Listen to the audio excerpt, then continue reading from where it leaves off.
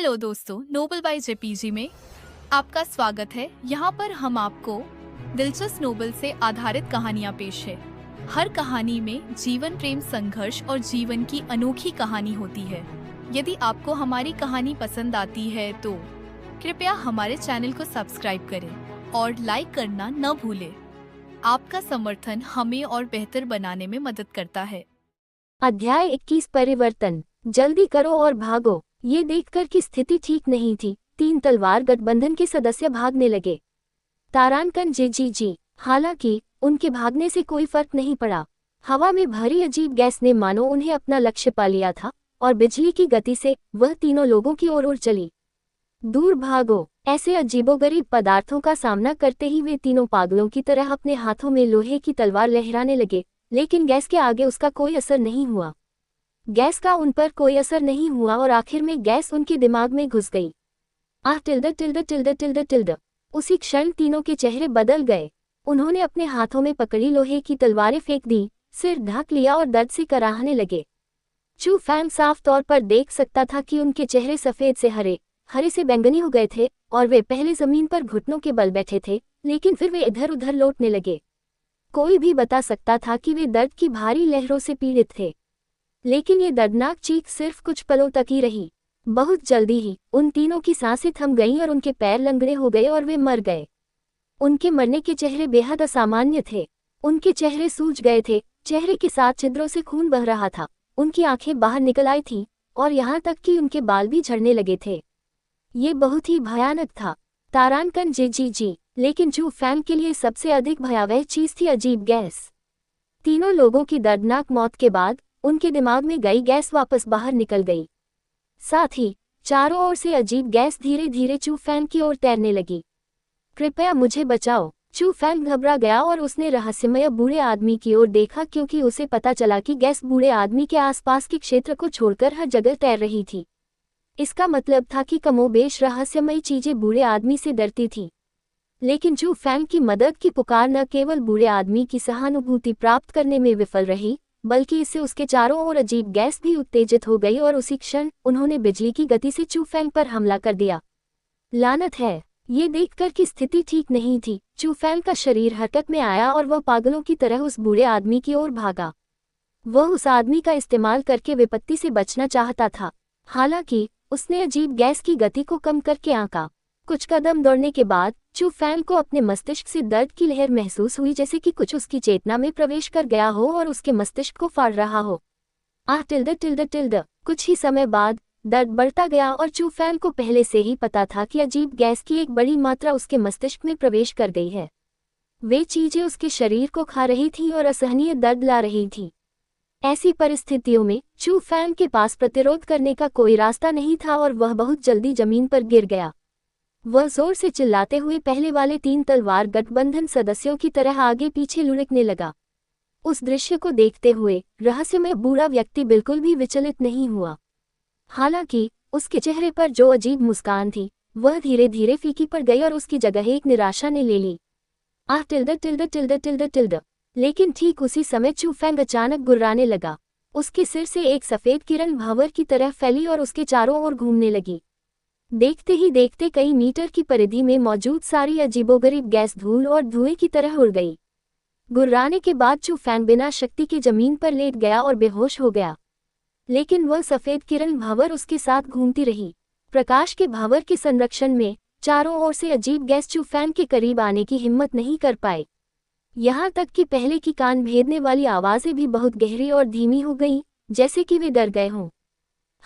उस बदलाव का सामना करते हुए रहस्यमय बूढ़े आदमी के चेहरे पर भाव बदल गए और उसकी दोनों आंखों से सुखद आश्चर्य की झलक उभरी।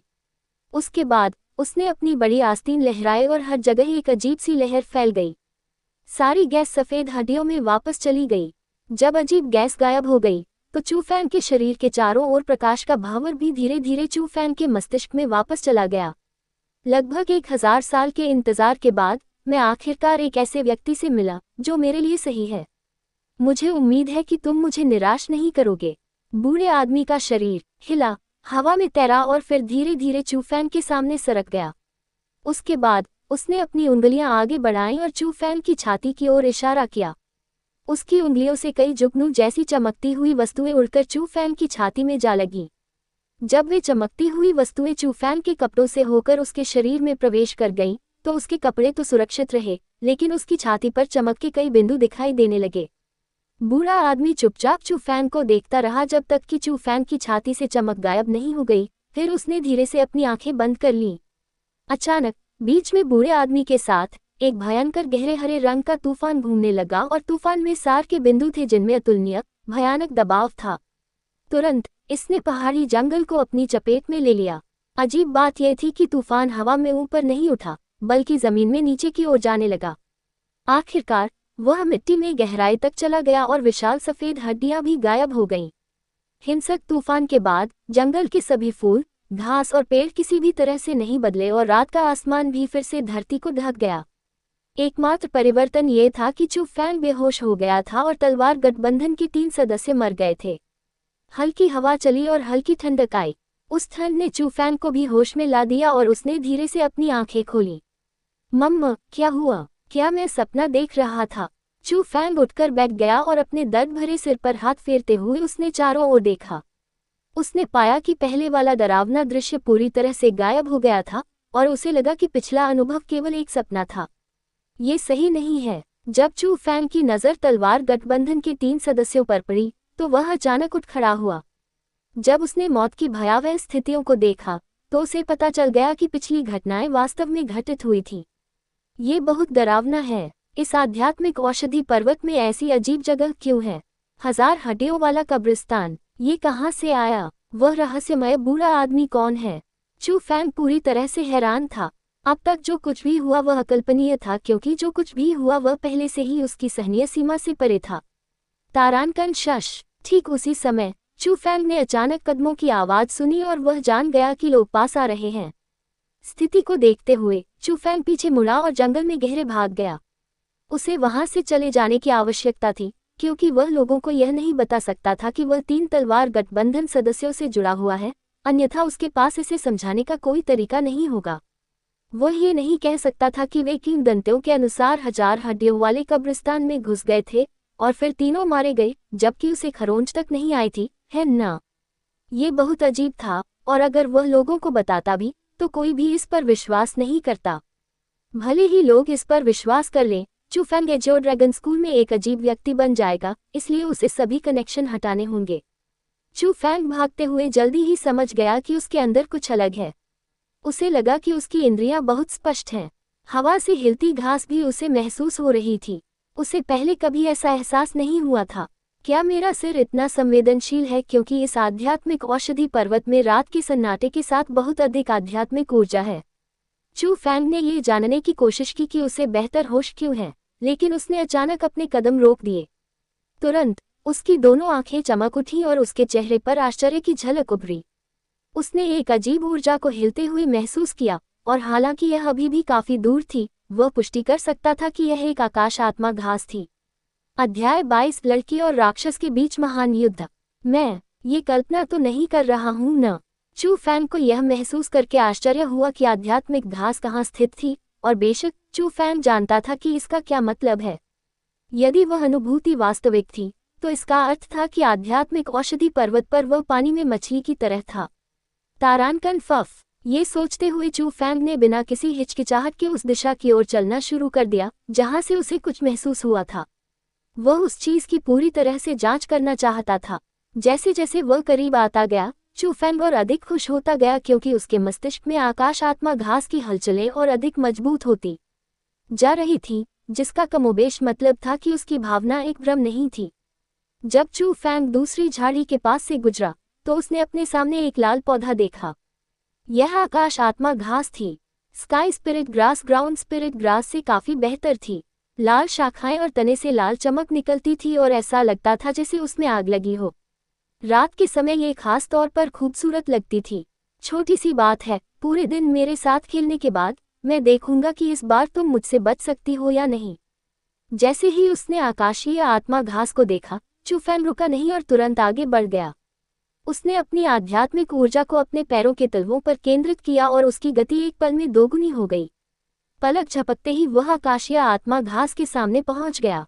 लेकिन इससे पहले कि चू फैंग ने अपने हाथ बढ़ाए, वह आकाश आत्मा घास गायब हो गई और दिखाई नहीं दी। तुम दौड़ना चाहते हो, लेकिन क्या तुम दौड़ सकते हो? ये देखकर कि आकाशीय आत्मा घास अदृश्य होकर भागना चाहती थी, चू फैंग ने अपने मुंह के कोने पर एक ठंडी मुस्कान बनाई। वह आगे बढ़ा, अपने सामने की हवा को पकड़ा और फिर उसने एक तेज चीख सुनी। एक आकाशीय आत्मा घास चू फैंग के हाथों में जकड़ी हुई थी। जब स्काई स्पिरिट ग्रास को चू फैंग ने पकड़ लिया तो उसने तुरंत अपनी अदृश्यता खो दी और पागलों की तरह संघर्ष करना शुरू कर दिया। इसकी शक्ति ग्राउंड स्पिरिट ग्रास से कई गुना अधिक थी, लेकिन चू फैंग के हाथों में होने के कारण ये बेकार थी। अंत में ये केवल आज्ञाकारी रूप से अपनी आध्यात्मिक प्रकृति खो सकता था और चू फैंग की हथेली में रखी गई आधा इंच की लाल रंग की आध्यात्मिक घास बन सकता था। ऐसा लगता है कि यह निश्चित रूप से एक भ्रम नहीं है। चू फैंग ने आकाश आत्मा घास को थैले में फेंक दिया और वह अपने दिल में बेहद खुश था। हालांकि वह नहीं जानता था कि यह विशेष भावना कहाँ से आई है। चू फैंग के लिए वह इस पर दृढ़ता से भरोसा कर सकता था जब तक, लेकिन एक विचार के साथ चू फैंग के लिए यह सोचना मुश्किल नहीं था कि शक्ति कहाँ से आई। आखिरकार ये 1000 हड्डियों के कब्रिस्तान में प्रवेश करने के बाद बनी थी और अजीब गैस का लक्ष्य मस्तिष्क था। इसका मतलब यह था कि यह तर्कसंगत था, भले ही यह अजीब गैस का हमला था जिसने चू फैंग की इंद्रियों को मजबूत बना दिया था। हे, एक और चीज मेरे दरवाजे पर आ गिरी। ठीक उसी समय उसकी आंखें एक बार फिर चमक उठी। एक और आकाशीय आत्मा घास उसकी पहचान सीमा में प्रवेश कर गई। इतनी मजबूत पहचान शक्ति के तहत वस्तुतः कोई भी आकाश आत्मा घास चू फैंग के हाथों से बच नहीं सकती थी। भागने के सभी तरीके व्यर्थ प्रयास थे। चू फैंग पूरी रात नहीं सोया और जब दिन हुआ तो उसने दर्जनों स्काई स्पिरिट घास पकड़ ली थी। ऐसी फसल निश्चित रूप से लोगों को पागल कर देगी। अगर किसी को इसके बारे में पता चल गया तो चू फैंग को लूटना भी संभव था। आखिरकार आध्यात्मिक चिकित्सा पर्वत के भीतर शिष्यों के बीच लड़ाइयों और चोरी की संख्या कम नहीं थी। हालांकि चू फैंग की पहचान शक्ति केवल स्काई स्पिरिट ग्रास तक ही सीमित नहीं थी। यहाँ तक कि अगर कोई इंसान एक निश्चित सीमा में प्रवेश करता तो चू फैंग उसे पहचान लेता, इसलिए लगभग कोई भी चू फैंग का पता नहीं लगा सकता था। एक और दिन बीत गया और जब रात आई चू फैंग का बैग लगभग भर चुका था। इस बार चू फैंग ने शिकार जारी नहीं रखा और उसने आकाश आत्मा घास को परिष्कृत करना शुरू करने के लिए एक छिपी हुई जगह ढूंढ ली। चू फैंग की शोधन गति शीर्ष श्रेणी की थी और केवल 4 घंटों के बाद आकाश आत्मा घास से भरा बैग उसके द्वारा पूरी तरह से परिष्कृत कर दिया गया। इसके साथ ही उसका डेंटियन भी अधिक से अधिक भर गया। इससे चू फैंग खुश हो गया और हालांकि स्काई स्पिरिट ग्रास की तुलना सेंट स्पिरिट ग्रास से नहीं की जा सकती थी, लेकिन अगर उसे हर दिन इतनी मात्रा में परिष्कृत करना होता तो वह 10 दिनों के भीतर सफलता प्राप्त कर सकता था। उस दिन के बाद से चू फैंग ने सारा दिन आध्यात्मिक औषधि पर्वत के मध्य चक्र में बिताया और देर रात तक बिना रोक टोक के आकाशीय आत्मा घासों का शिकार किया। उसने उस दिन शिकार की गई सभी आकाशीय आत्मा घासों को परिष्कृत किया, फिर 4 घंटे आराम करने के बाद वह पागलपन की हद तक शिकार करना जारी रखा। ये चक्र ऐसे ही चलता रहा और चू फैंग के आध्यात्मिक चिकित्सा पर्वत में प्रवेश करने के 9 दिन बाद उसने अपने डेंटियन में एक बड़ा बदलाव महसूस किया। 9 बिजली के जानवर एक बार फिर बदल गए और चू फैंग आखिरकार आध्यात्मिक क्षेत्र के 4थे स्तर से 5वें स्तर पर पहुंच गया। इस शक्ति के साथ मैं उन लोगों के खिलाफ लड़ने में सक्षम हो जाऊंगा जो आत्मा क्षेत्र के 6ठे स्तर पर हैं। अपनी ताकत को कई गुना बेहतर महसूस करते हुए चू फैंग खुद अवाक रह गया। जिसके पास दिव्य बिजली थी उसके पास वास्तव में दूसरों की तुलना में अधिक शक्तिशाली शक्ति थी, खास तौर पर उसकी 3 थंडर स्टाइल्स। अगर वह इसका इस्तेमाल करता तो स्पिरिट दायरे के 6ठे स्तर के विशेषज्ञ भी उसे हरा नहीं पाते। लेवल क्रॉसिंग लड़ाइयां पहले से ही सामान्य ज्ञान को चुनौती दे रही थी। हालांकि जो लोग बहुत ही प्रतिभाशाली थे वे ऐसा कर सकते थे, लेकिन वे प्रतिभाशाली थे। अगर ये चीजें किसी ऐसे व्यक्ति पर होती जिसे लोग जानते थे तो हर कोई चौंक जाता। अपनी शक्ति बढ़ाने के बाद चू फैंग फिर से आकाशीय आत्मा घास की तलाश में निकल पड़ा। इस बार यह बहुत आसान था। केवल आधे दिन में उसने अपना बैग भर लिया। चून की राशन का बैग लगभग खाली हो चुका था, इसलिए वह बैग भी आध्यात्मिक दवाई रखने के लिए चू फैंग का उपकरण बन गया।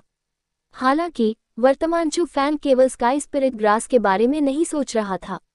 वह इन सकल की ओर बढ़ना चाहता था और वह सेंट स्पिरिट ग्रास की जांच करना चाहता था, जिसके बारे में अफवाह थी कि वह रैंक 6 भयंकर जानवर से कमजोर नहीं है।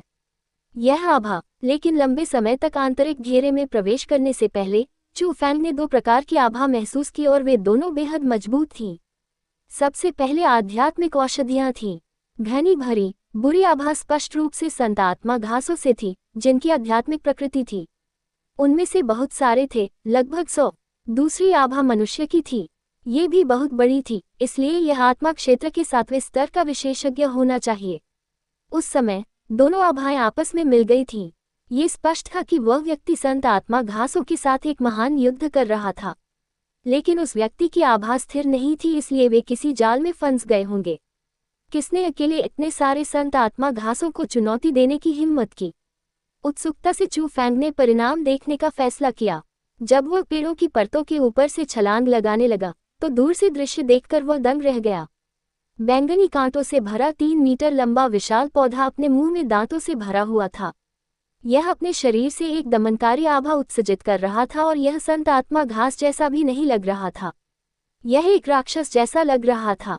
हालांकि डरावनी संत आत्मा घासों के बजाय चू फैंग की निगाहें उस छोटी सी आकृति पर केंद्रित थीं, क्योंकि वह आकृति न केवल संत आत्मा घासों के गठन से गुजरी थी, बल्कि वह एक सुंदरता थी जो उसके नाम से मेल खाती थी।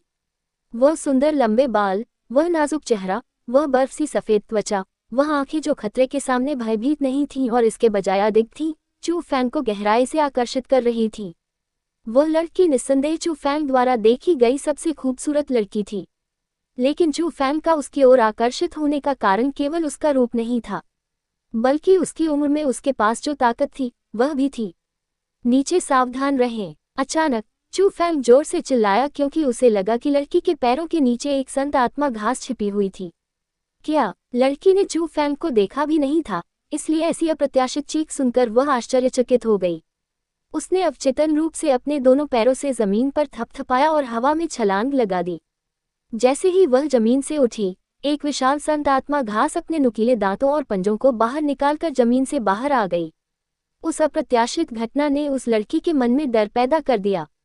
अगर उस आवाज की याद न आती, तो उसे निश्चित रूप से बहुत बड़ी कीमत चुकानी पड़ती। अपने दिल में कृतज्ञता के साथ उसने चू फैंग की ओर अपनी नजर डाली। लेकिन जब उसने चू फैंग को देखा, तो उसका नाजुक चेहरा तुरंत जम गया और वह चौंककर बोली, ये तुम हो? अध्याय 23 10,000 में एक नहीं। आप मुझे जानते हैं। चू फैंग ने उस सुंदर लड़की का ध्यानपूर्वक मूल्यांकन किया और 3 बार ऊपर से नीचे देखने के बाद उसे पता चला कि न केवल वह लड़की सुंदर थी, बल्कि वह बहुत जवान भी थी, जाहिर तौर पर उसे उम्र में छोटी थी। इसके अलावा लड़की की छाती पर एक बैज था, जिससे पता चलता था कि वह विंग्स एलायंस की सदस्य थी।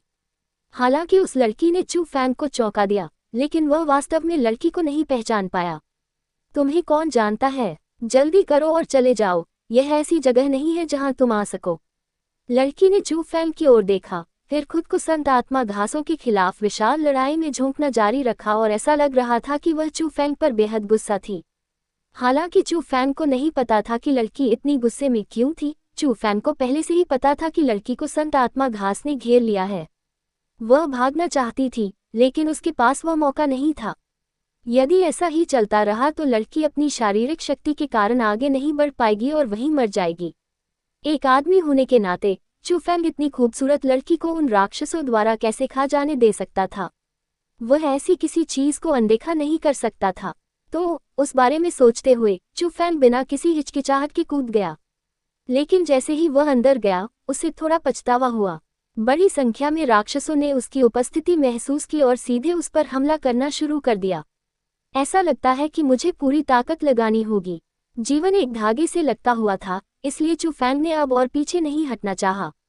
उसके डेंटियन में आध्यात्मिक ऊर्जा हिलने लगी और यह नसों के साथ साथ चलने लगी। उसके पैर की उंगलियों के ऊपरी हिस्से ने जमीन को छुआ और एक धमाके के साथ उसका पूरा शरीर बिजली की तरह हवा में उछल गया। जैसे ही वह उतर रहा था, चू फैंग अचानक घूमने लगा। एक बवंडर उठने लगा और उसका पूरा शरीर एक मानव ब्लेड की तरह था, जो नीचे सैकड़ों फूलों में भयंकर रूप से घुस गया। तारानकन टकराना। जैसे ही वह उतर रहा था, फूल बिखर गए।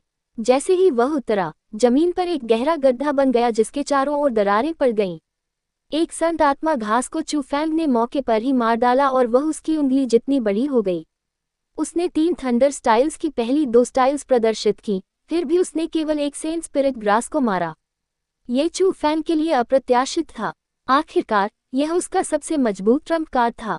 उसने सोचा कि उन हमलों से आसमान डर जाएगा और जमीन रोएगी और बड़ी संख्या में संत आत्मा घास उसके पैरों के नीचे मर जाएंगे। लेकिन उसकी आंखों में परिणाम उसकी कल्पना से बहुत अलग था। हालांकि चू फैंग ने इस बारे में ज्यादा नहीं सोचा।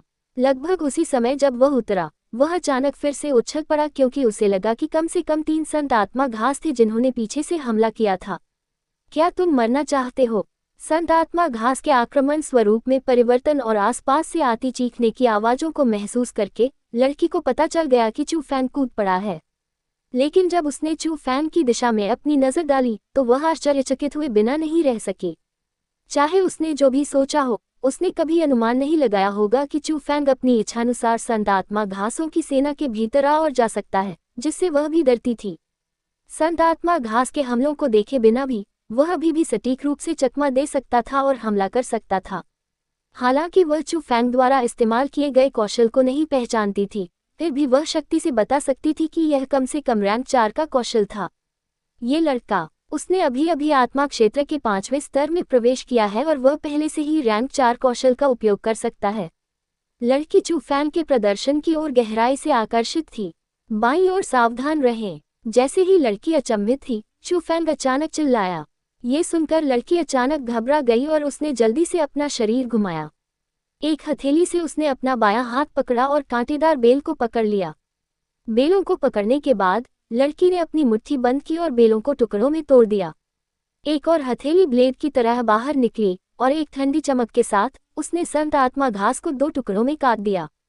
ये हथेली की तरह भी नहीं था, ये लोहे के ब्लेड की तरह था। संत आत्मा घास को सटीक रूप से काटने के बाद लड़की और भी अधिक हैरान थी।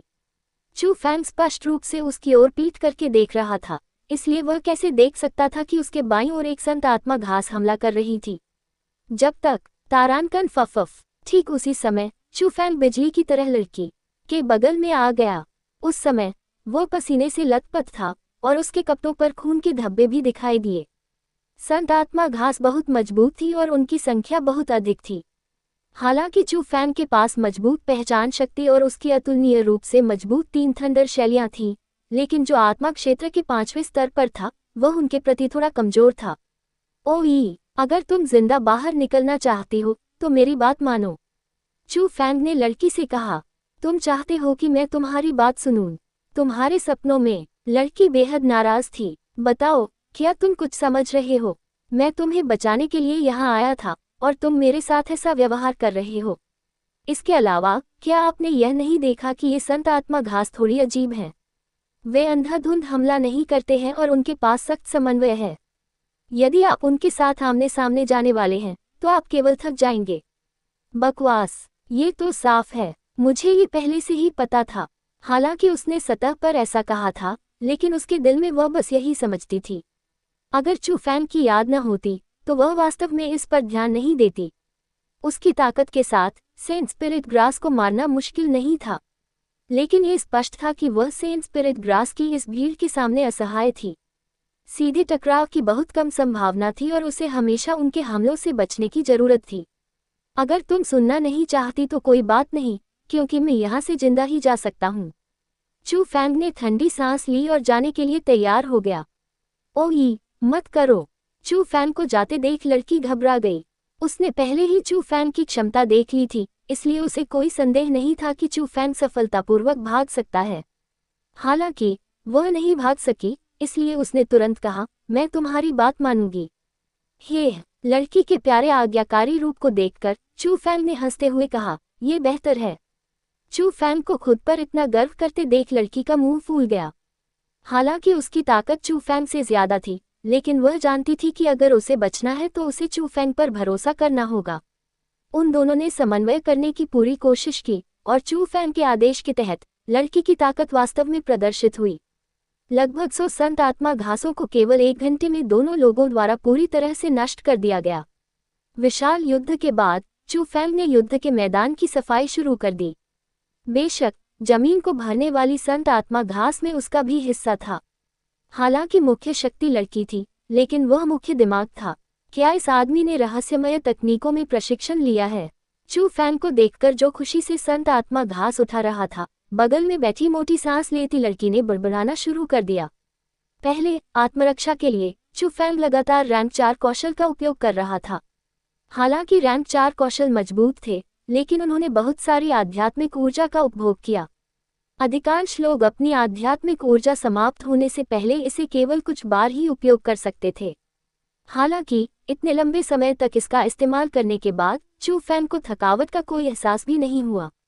इसके अलावा सेंट स्पिरिट ग्रास को हराने के लिए स्पिरिट दायरे की अपनी 5वीं लेवल की शक्ति का उपयोग करने में सक्षम होना, जो रैंक 6 भयंकर जानवर के बराबर था, एक समस्या का संकेत था। यह था कि चू फैंग ने रहस्यमय तकनीकों में प्रशिक्षण लिया होगा।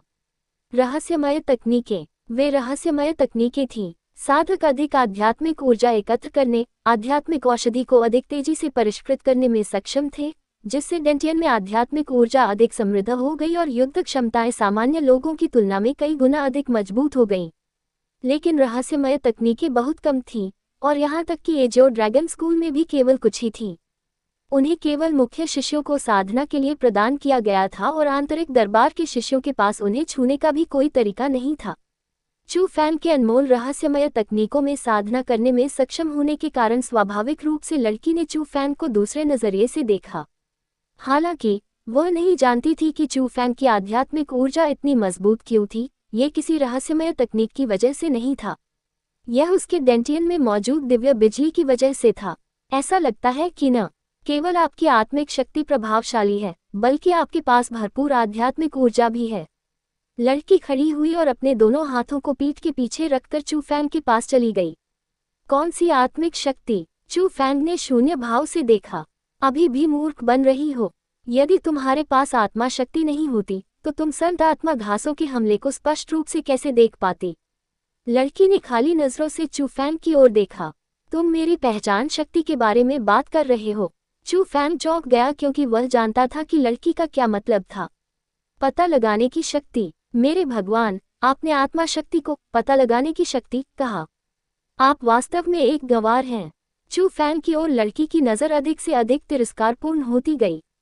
नहीं जानना सामान्य बात है। क्या तुम्हें पता होगा कि तुम जन्म के समय पुरुष थे या महिला? चू फैंग ने ठंडी सांस ली और अपने चारों ओर से संत आत्मा घास को उठाना जारी रखा। ओह, तुम्हारा स्वभाव बहुत जल्दी गुस्सा करने वाला है।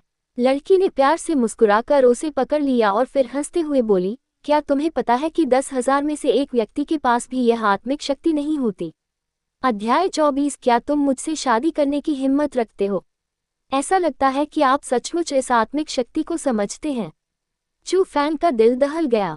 उसने अभी अभी तथाकथित आत्मा शक्ति का उपयोग करना शुरू किया था, इसलिए उसे इसकी ज्यादा समझ नहीं थी।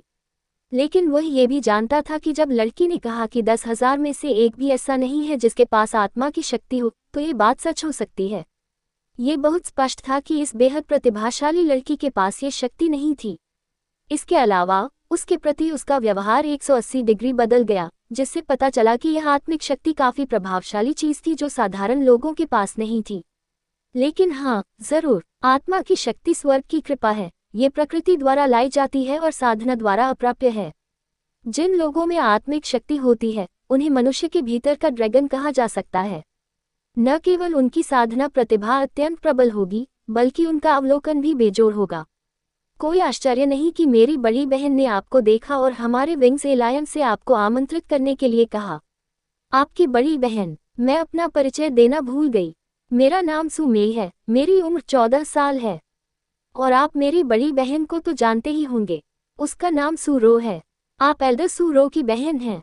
चू फैंग को इसकी उम्मीद नहीं थी। उसके सामने खड़ी लड़की शुद्ध और प्यारी थी, लेकिन वह सू रो बेहद आकर्षक थी। हालांकि वे दोनों बहुत खूबसूरत महिलाएं थीं, लेकिन वे एक जैसी नहीं थीं। लेकिन कुछ और बारीकी से देखने के बाद चू फैंग को पता चला कि उसके सामने खड़ी लड़की थोड़ी बहुत सू रो जैसी दिखती थी। लड़की अभी भी थोड़ी छोटी थी, लेकिन कुछ सालों में वह निश्चित रूप से एक शानदार सुंदरता होगी। चू फैंग को आश्चर्य इस बात पर हुआ कि वह किसी भी तरह से सूरो से संबंधित नहीं था, तो सूरो ने उसे बिना किसी कारण के विंग्स एलायंस में खींचने की कोशिश क्यों की? क्या यह इसलिए था कि परीक्षा के दिन ही उसकी ताकत उजागर हो गई थी? कुछ और सावधानी बरतने के बाद वह संभावना सामने आई। आखिरकार सूरों की ताकत बहुत गहरी थी और भूमिगत महल में तंत्र की परतें थीं। वह शिष्यों को धोखा देने में सक्षम हो सकता था, लेकिन बड़ों को धोखा देने में वास्तव में काफी कठिनाई होगी। क्या ये बहुत आश्चर्यजनक है? लेकिन वास्तव में इसमें कुछ भी आश्चर्यजनक नहीं है। मेरी बहन ने देखा कि तुम एक प्रतिभाशाली व्यक्ति हो, इसलिए वह तुम्हें थोड़ा विकसित करना चाहती थी। मेरे अवलोकन से आपके पास विंग्स एलायंस में शामिल होने की योग्यता है। विंग्स एलायंस के सदस्यों में से एक के रूप में मैं आधिकारिक तौर पर आपको इसमें शामिल होने के लिए आमंत्रित करता हूँ। उस बिंदु पर बोलते हुए सू मेई ने अपनी आंखें मूंद ली और चू फैन को एक अतुलनीय मीठी, साफ, शुद्ध मुस्कान दी। पहले तो सू मेई चू फैन को बहुत नापसंद करती थी, और इसका कारण स्पष्ट रूप से ये था कि चू फैंग ने विंग्स एलायंस के निमंत्रण को अस्वीकार कर दिया था। चू फैंग इतिहास में पहला व्यक्ति था जिसने विंग्स एलायंस के निमंत्रण को अस्वीकार कर दिया था। लेकिन ये जानते हुए कि चू फैंग के पास अत्यंत दुर्लभ आत्मिक शक्ति थी, वही ये भी जानती थी कि जिस स्थान पर सू रोऊ की नज़र थी वह स्वाभाविक रूप से आत्मिक शक्ति थी। वह जो जानती थी उसके अनुसार पूरे बाहरी प्रांगण में एक भी व्यक्ति के पास आत्मिक शक्ति नहीं थी और यह एक किंवदंती की तरह था। संक्षेप में, जिस किसी व्यक्ति के पास आत्मा की शक्ति होगी, उसके पास भविष्य में असीमित उपलब्धियां होंगी और वह एक अत्यंत शक्तिशाली व्यक्ति बनने के लिए किस्मत में होगा। इसलिए चू फैंग जैसे व्यक्ति को वह स्पष्ट रूप से जाने नहीं दे सकती थी और उसे आकर्षित करने के लिए वह सब कुछ करती थी जो वह कर सकती थी। सू मेई की प्यारी मुस्कान देखकर चू फैंग को पता चल गया कि लड़की अपनी खूबसूरती से उसे अपने गठबंधन में खींचना चाहती है। ऐसी सुंदरता के सामने चू फैंग का दिल न पिघलना असंभव था, इसलिए वह पहले तो मुस्कुराया, लेकिन फिर दृढ़ता से कहा, मैं मना करता हूँ। तुम कमीने हो। चू फैंग की बातें सुनकर सू मेई को इतना गुस्सा आया कि वह उछल पड़ी। पहले वाली नम्रता तुरंत गायब हो गई और उसने गुस्से में अपने दांत काटे और चू फैंग की ओर इशारा करते हुए गुस्से से कहा, चू फैंग, तुम खुद को क्या समझते हो? कितने लोग विंग्स एलायंस में शामिल होना चाहते हैं, लेकिन हम उन्हें मना कर देते हैं। आज मैं तुम्हें व्यक्तिगत रूप से आमंत्रित करता हूँ, फिर भी तुमने मना कर दिया। क्या तुम्हारा दिमाग किसी दरवाजे से बंद है? तो क्या हुआ अगर आपके पास आत्मा की शक्ति है? अंत में आप आत्मा के दायरे के 5वें स्तर पर हैं। ये विंग्स एलायंस के लोगों के बराबर भी नहीं है। सू मेई की भयंकर गालियों का सामना करते हुए चू फैंग न तो उत्तेजित हुआ और न ही क्रोधित हुआ और उसे पूरी तरह से अनदेखा कर दिया। वह फर्श पर पड़ी संत आत्मा घासों को उठाता रहा और जो घासें वह उठा सकता था उन्हें उठा लिया। अचानक उसके चेहरे पर एक खालीपन आ गया। उसने आश्चर्य से देखा कि पास ही में एक बैंगनी रंग का मनका दिखाई दिया। वह मनका मोती के आकार का ही था, लेकिन उसमें अत्यंत प्रबल आध्यात्मिक ऊर्जा थी। यह क्या है? चू फैंग ने मनका उठाया और ध्यान से उसका मूल्यांकन किया। वाह, क्या यह है? यह एक आध्यात्मिक मनका है। उस बैंगनी चमकदार मनके को देखकर सू मेई जल्दी से दौड़ी और उसकी आंखें चमक उठी। तुम इस चीज को पहचानते हो? चू फैंग ने उत्सुकता से पूछा। बेशक मैं करता हूँ। ये सर्वोच्च गुणवत्ता वाली आध्यात्मिक औषधि है। आध्यात्मिक मनका। कई सौ संत आत्मा घासों में से केवल एक ही आध्यात्मिक मनका बन सकता है।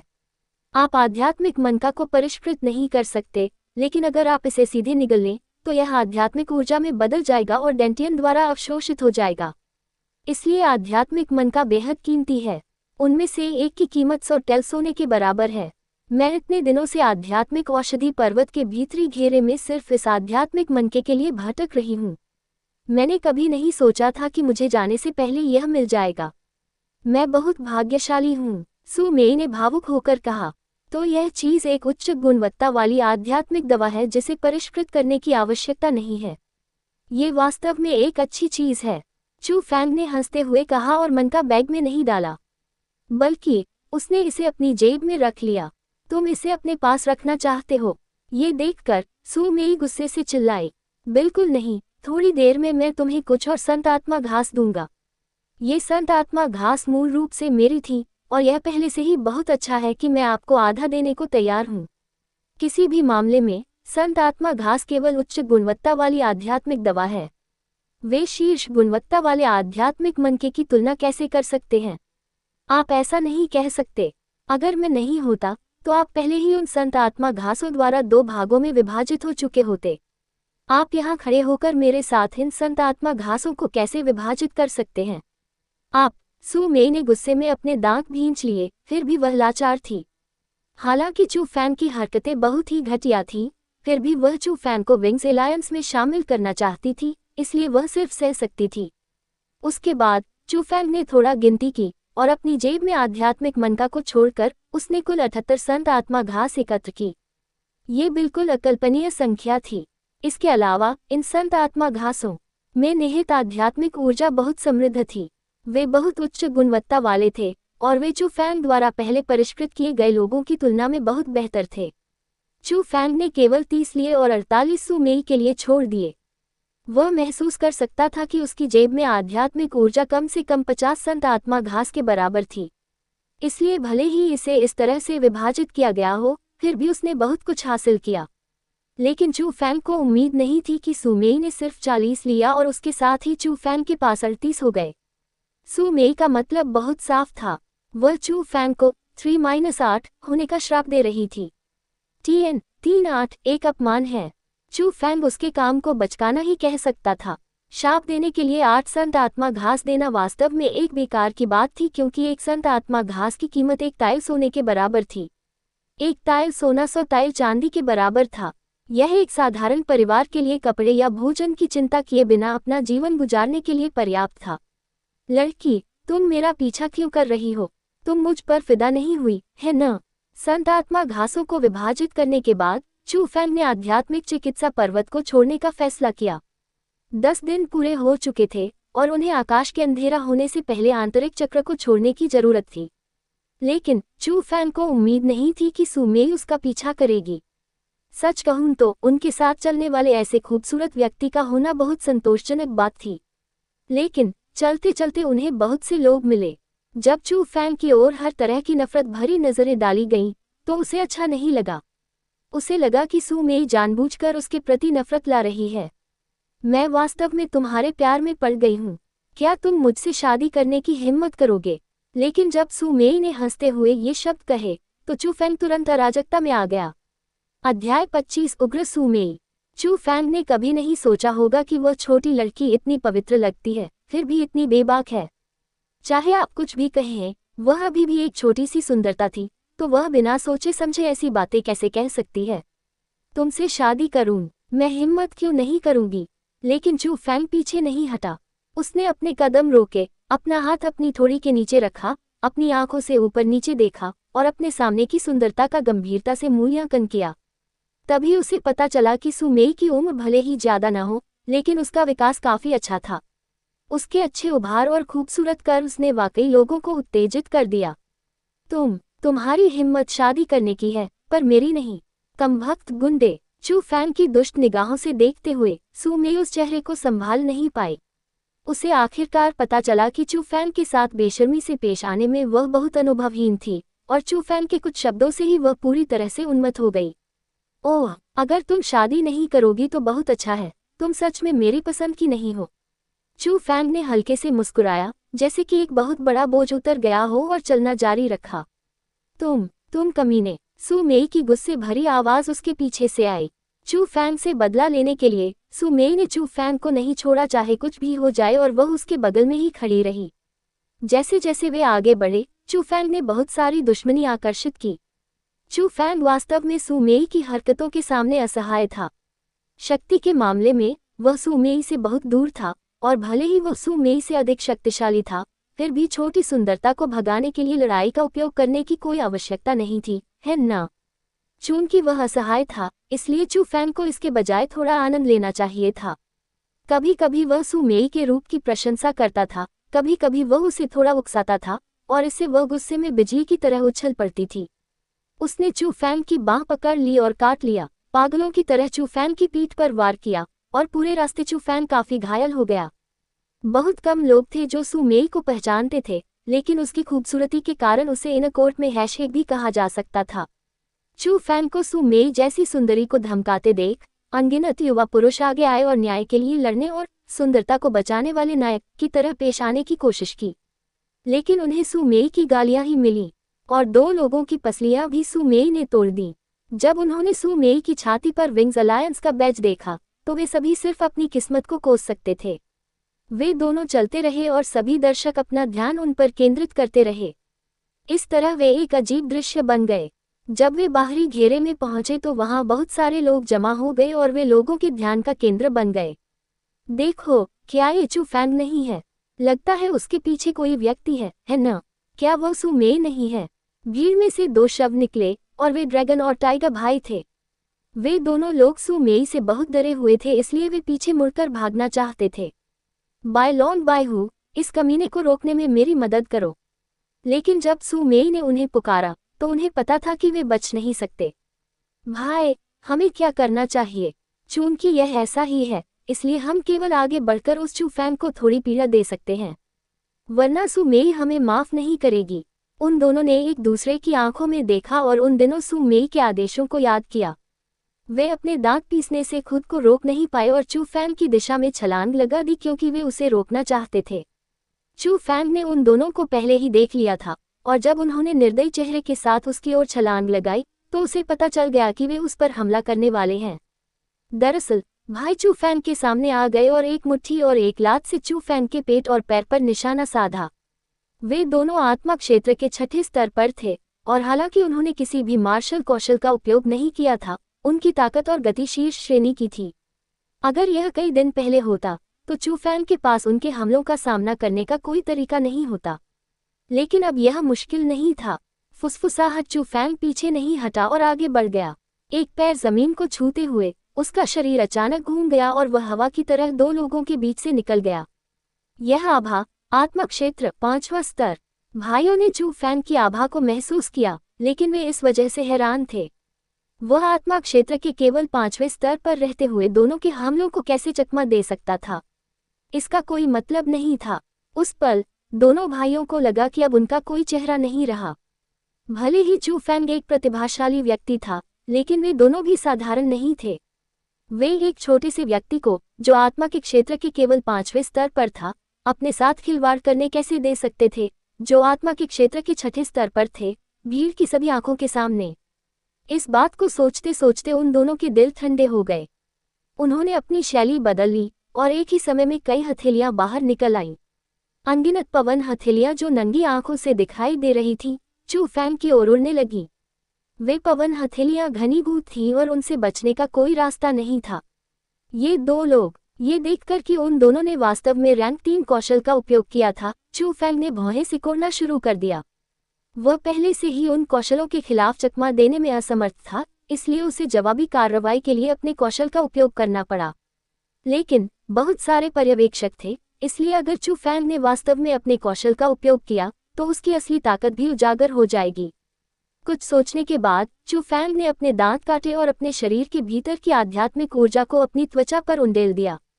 वह सबसे पतली पवन हथेलियों की ओर बढ़ा और वह बलपूर्वक हमले का सामना करना चाहता था। बैंग बैंग बैंग, कुछ भारी आवाजों के बाद चू फैंग को लगातार 3 हथेलियों से चोट लगी। हालांकि उसकी पीठ से सुन्न कर देने वाला दर्द की लहर आई, लेकिन उसे कोई अंदरूनी चोट नहीं लगी, इसलिए ड्रैगन और टाइगर भाइयों ने खुद को रोक लिया। लेकिन वास्तविकता को झूठलाने के लिए उसने खुद को आगे की ओर फेंका और जब वह जमीन पर गिरा तो उसने जानबूझकर अपने होठों को काटा और थोड़ा पानी जैसा खून थूक दिया। भाइयों को यह देखकर बहुत डर लगा कि चू फैंग जमीन पर गिर गया और खून भी थूक दिया। वे सिर्फ अपनी प्रतिष्ठा वापस पाना चाहते थे और उन्होंने खुद को रोक लिया। आखिरकार वे चू फैंग के पीछे मौजूद व्यक्ति को नाराज नहीं करना चाहते थे। हालांकि वे अपने दिल में डरे हुए थे, उन्होंने सू मेई को आते देखा, इसलिए उन दोनों ने चू फैंग की ओर हाथ नहीं बढ़ाया और केवल दुष्टता का चेहरा बना सके और फिर चू फैंग की ओर इशारा करते हुए कहा, चू फैंग, ये सू मेई को अपमानित करने की कीमत है। सू मेई, बड़ी सू रॉ की बहन, सू मेई। सू मेई नाम सुनकर वहां मौजूद भीड़ चौंक गई। सू मेई नाम उनके लिए कोई नई बात नहीं थी, क्योंकि वह एक बेहद प्रतिभाशाली व्यक्ति था जिसे हर कोई जानता था। ऐसा कहा जाता था कि सू मेई असाधारण सुंदरी थी और उसने इस वर्ष ही एजो ड्रैगन स्कूल में प्रवेश लिया था, इसलिए बहुत कम लोग उसे पहचान पाए थे। लेकिन चूंकि सू मेई बहुत प्रतिभाशाली थी, 14 साल की उम्र में 7वें स्तर पर होने के कारण उसे अपवाद के रूप में सीधे आंतरिक दरबार की शिष्या के रूप में स्वीकार कर लिया गया। जिस दिन उसने आंतरिक दरबार में प्रवेश किया, उसी दिन वह विंग्स एलायंस में शामिल हो गई। सू मेई की शक्ल और उसकी छाती पर लगे विंग्स अलायंस बैच की तुलना करने के बाद हर कोई उसकी पहचान के बारे में ज्यादा निश्चित हो गया। उस समय भीड़ में विस्फोट हो गया क्योंकि सू मेई का नाम वाकई बहुत मशहूर था। आह, वह लड़का कौन है? मुझे लगता है कि अगर उसने सुमेई को नाराज किया तो वह मर चुका है। मुझे लगता है कि मैंने सुना है कि ड्रैगन और टाइगर भाइयों ने कहा था कि वह चू फैंग था। उसका चेहरा देखकर लगता है कि वह बेवकूफ़ी होगा। उसे वाकई नहीं पता होगा कि आसमान कितना ऊंचा है या ज़मीन कितनी गहरी है। उस समय लगभग सभी ने सोचा कि चू फैंग मर चुका है। सू रो के अस्तित्व के कारण आंतरिक अदालत में सू मेई की स्थिति कम नहीं थी। अपनी सुंदरता के कारण वह पहले से ही आंतरिक प्रांगण के सभी प्रकार के प्रतिभाशाली लोगों की पसंदीदा पत्नी बन चुकी थी। जो कोई भी उसे अपमानित करने की हिम्मत करता था, उसे मौत का सामना करना पड़ता था। सू मेई चू फैंग के सामने पहुंची और जैसे ही उसने उसे देखा जो धीरे धीरे वापस ऊपर चढ़ रहा था और उनके सामने पानी से भरे खून के तालाब को देखा, उसका चेहरा पूरी तरह बदल गया। वह अचानक घूमी और ड्रैगन और टाइगर भाइयों को 2 जोरदार थप्पड़ मारे और फिर जोर से चिल्लाई, तुम्हें उसे मारने किसने दिया? क्या तुम मरना चाहते हो? अध्याय 26 चू फैंग एक उग्र व्यक्ति है। अरे, क्या हुआ? सू मेई के 2 थप्पड़ बहुत ही स्पष्ट थे। इससे न केवल ड्रैगन और टाइगर भाई पूरी तरह से भ्रमित हो गए, बल्कि उसने देखने वाली भीड़ को भी चौंका दिया। क्या सू मेई उस चू फैंग को पकड़ने की कोशिश नहीं कर रही थी? क्या भाई सू मेई की मदद करने की कोशिश नहीं कर रहे थे? यह क्या स्थिति है और सू मेई ने भाइयों को क्यों मारा? ऐसा लग रहा था कि वह चू फैंग की परवाह करती थी और इसने सभी के दिमाग को पूरी तरह से उलझा दिया। तुम क्या देख रहे हो? देखने जैसा क्या है? अगर तुम देखते रहे तो मैं तुम्हारी आंखें निकाल लूंगा। ठीक उसी समय सू मेई अचानक पलटी। उसके खूबसूरत चेहरे की खूबसूरती अब गायब हो गई थी और उसकी आंखों से 2 ठंडी किरणें निकल रही थीं, जिससे भीड़ पूरी तरह से डर गई। ओही, क्या तुम ठीक हो? भीड़ को डराने के बाद सू मेई चू फैंग की ओर चली गई। मैं ठीक हूँ, यह कोई बड़ी बात नहीं है। चू फैंग खड़ा हुआ और अपनी उंगलियों से अपने होठों पर लगा खून पोंछने लगा। एक छोटा सा काटने का घाव भी दिखाई दिया। तुम कमीने! उसी क्षण सू मेई को अचानक समझ आ गया। वह हमलों से खून नहीं थूक रहा था, ये तो बस अपने मनोरंजन के लिए अभिनय कर रहा था। और वह अभिनय इतना वास्तविक था कि उसने उसे धोखा भी दिया। उस पल सू मेई वास्तव में कूदना चाहती थी और चू फैंग के चेहरे को तब तक खरोंचना चाहती थी जब तक कि वह फूलों से भर न जाए, लेकिन वह अभी भी उसे रस्सी से बांधना चाहती थी, इसलिए उसने सहन किया। वह मुड़ी, भाइयों की ओर देखा और फिर कहा, मेरे पीछे आओ। उसके बाद वह जल्दी से आसपास की भीड़ से बाहर चली गई। उस समय ड्रैगन और टाइगर भाई गुस्से से भरे हुए थे। आप इसे चाहे जो भी कहें, वे अभी भी आंतरिक प्रांगण में प्रसिद्ध लोग थे और भीड़ के सामने सू मेई की थप्पड़ के बाद उनके चेहरे पर कोई भाव नहीं था। लेकिन सू मेई की हैसियत के कारण वे सू मेई को कुछ भी करने की हिम्मत नहीं कर पाए। उनकी ताकत भी उससे बहुत दूर थी, इसलिए अंत में वे केवल ठंडी सांस ले सकते थे और आज्ञाकारी रूप से उसका पालन कर सकते थे। एक खाली जगह पर पहुंचने के बाद जहां कोई भी नहीं था, सू मेई ने एक आह भरी और माफी मांगते हुए कहा, अभी के लिए माफ करें, बात बस इतनी है कि चू फैंग के पास अपने विशेष क्षेत्र हैं। मुझे भी इसके बारे में अभी पता चला है, इसलिए हम उसे नाराज नहीं कर सकते।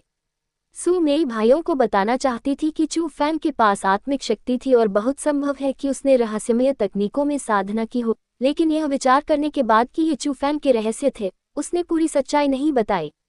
सू मेई की बातें सुनकर भाइयों ने एक साथ गहराई से सोचा।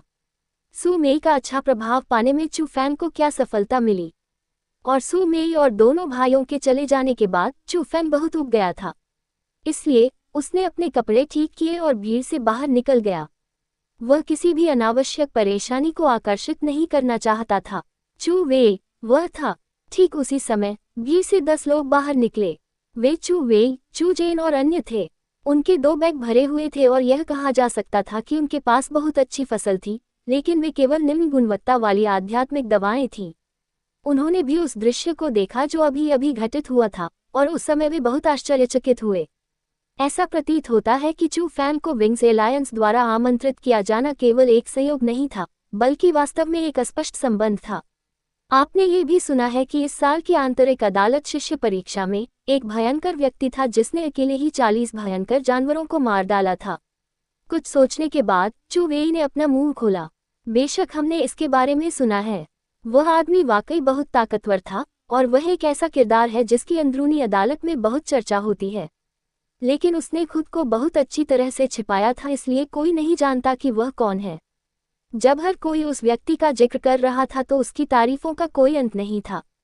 तो फिर अगर विंग्स एलायंस नए शिष्यों में से एक नया सदस्य चुन रहा था, तो आपको क्या लगता है कि उनका निमंत्रण का लक्ष्य कौन बनेगा? चू वेई ने पूछा। बेशक ये वही उग्र व्यक्ति होगा। भीड़ के भी यही विचार थे। चू वेई, क्या तुम्हारा मतलब है? अचानक एक व्यक्ति ने इस पर प्रतिक्रिया व्यक्त की। आखिरकार आज तक विंग्स एलायंस द्वारा आमंत्रित किया गया एकमात्र नया शिष्य चू फैंग था, लेकिन उनके लिए चू फैंग को उस मूर्ति जैसे भयंकर व्यक्ति से जोड़ना लगभग असंभव था। तो इसीलिए एक व्यक्ति ने इसे अस्वीकार कर दिया। असंभव? चू फैंग इतना उग्र व्यक्ति कैसे हो सकता है? क्या तुम सच में चू फैंग को समझते हो? एजियो ड्रैगन स्कूल में प्रवेश करने के बाद से तुमने चू फैंग को केवल इसलिए चिढ़ाया है क्योंकि वह आंतरिक प्रांगण में प्रवेश नहीं कर सकता था। उसकी असली ताकत कौन जान सकता है? हम चू वेई के शब्दों से सभी चुप हो गए और कुछ भी नहीं बोल पाए क्योंकि उसके शब्द सत्य थे। जब से वे छोटे थे तब से वे चू फैंग को नीची नज़र से देखते थे और महसूस करते थे कि वह चू परिवार का हिस्सा नहीं है। फिर भी उसने चू परिवार का हिस्सा होने का खिताब लटकाया और वे उसे बेशर्म समझते थे। चू फैंग को अपमानित करने और उसे नीचा दिखाने के अलावा कोई भी उसे सही मायने में नहीं जानता था। मैं चू वेई की बातों से सहमत हूँ। ठीक उसी समय चुप चू जेन ने आखिरकार कहा, हम सभी ने चू फैंग को कमाका और इस वजह से मेरे भाई चू चेन को इसकी कीमत चुकानी पड़ी। मुझे उम्मीद है कि आप लोग अब चू फैंग को नाराज नहीं करेंगे, वरना आपको निश्चित रूप से इसका पछतावा होगा। इतना कहकर चू जेन पहले चला गया। चू वेई और बाकी लोग भी गहरी सोच में डूब गए क्योंकि उन्हें भी पता था कि चू चेन ने आध्यात्मिक चिकित्सा शिकार में भाग क्यों नहीं लिया। सड़क पर कुछ जल्दी करने के बाद चू फैंग आखिरकार आध्यात्मिक चिकित्सा पर्वत से बाहर निकलकर प्रवेश द्वार पर चौक पर पहुंच गया। उस समय वहां पहले से ही बड़ी संख्या में आंतरिक दरबार के शिष्य एकत्र थे। बहुत से लोगों की फसल खराब नहीं थी और चौक बहुत जीवंत था क्योंकि लोग आध्यात्मिक चिकित्सा पर्वत में हुई दिलचस्प चीजों के बारे में बात कर रहे थे। चू फैंग, एक जानी पहचानी आवाज आए और चू यू का मैदान पास से उसे देख रहा था। चू यू के समूह में 11 लोग थे और चू यू और 2 अन्य चू परिवार के सदस्यों के अलावा बाकी लोग वे थे जो बाद में चू गठबंधन में शामिल हो गए थे। वे लोग चू फैंग के प्रति बहुत विनम्र थे, इसलिए चू फैंग का उन पर प्रभाव बुरा नहीं था। चूंकि उसने उन्हें देखा था, इसलिए स्वाभाविक रूप से वह उनके पास गया और उनका अभिवादन किया। ओह, चू फैंग की फसल खराब नहीं है, आपको वास्तव में 2 पूरे बैग मिले हैं।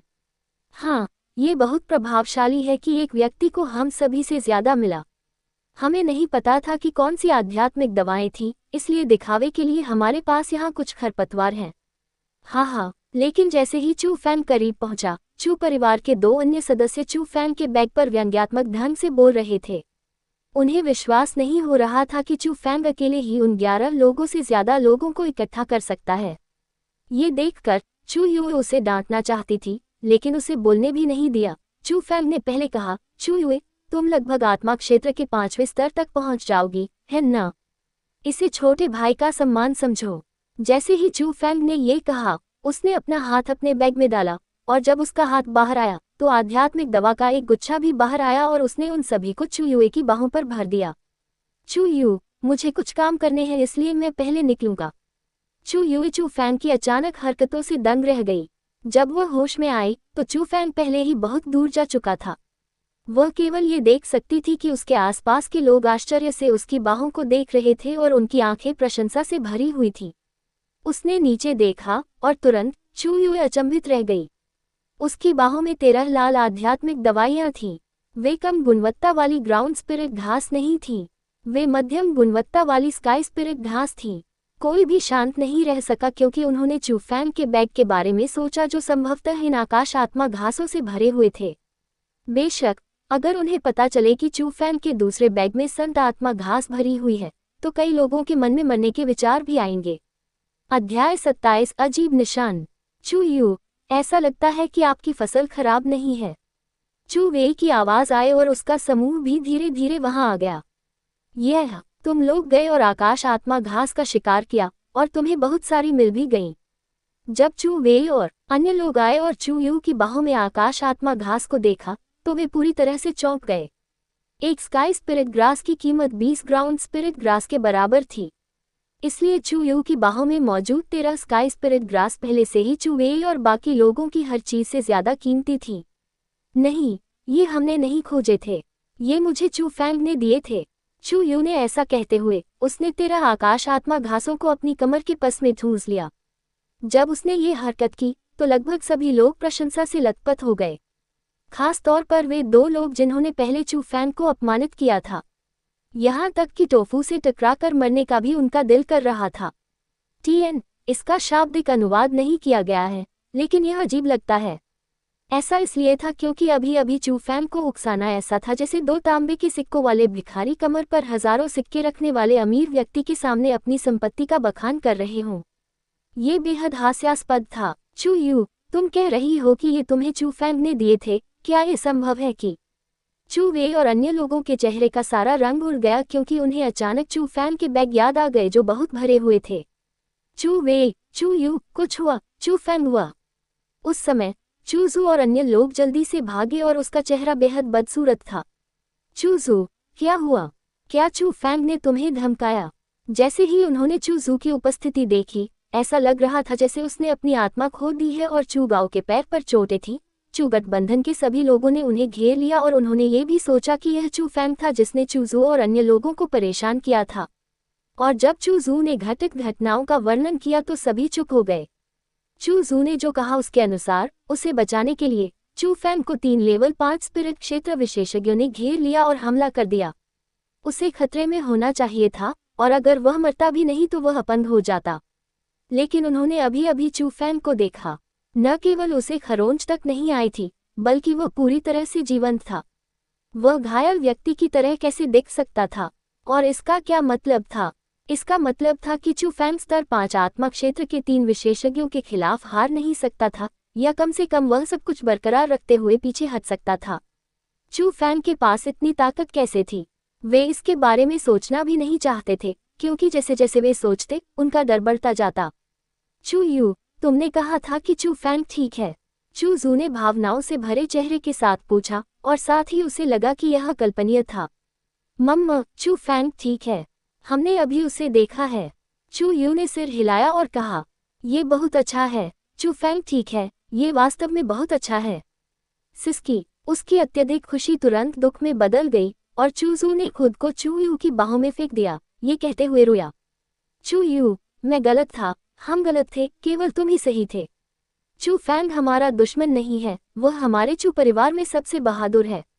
अगर चू फैंग नहीं होता तो मैं रोती। उस दृश्य का सामना करते हुए चू यू को और भी अधिक संतुष्टि महसूस हुई, क्योंकि ऐसा लग रहा था कि चूजू वास्तव में चू फैंग को एक अलग तरीके से देख रही थी। ऐसा लगता है कि हमने चू फैंग को वाकई गलत नज़र से देखा है।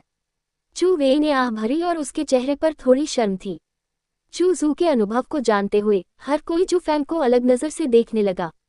और जब सभी शिष्य आध्यात्मिक औषधि पर्वत को छोड़ देते हैं तो बुजुर्गों द्वारा गठित एक समूह आध्यात्मिक औषधि पर्वत का मध्यवर्ती हो सकता है। उस समय मार्शल स्किल बिल्डिंग के मास्टर सू रो और कई बुजुर्ग वहां एकत्र हुए।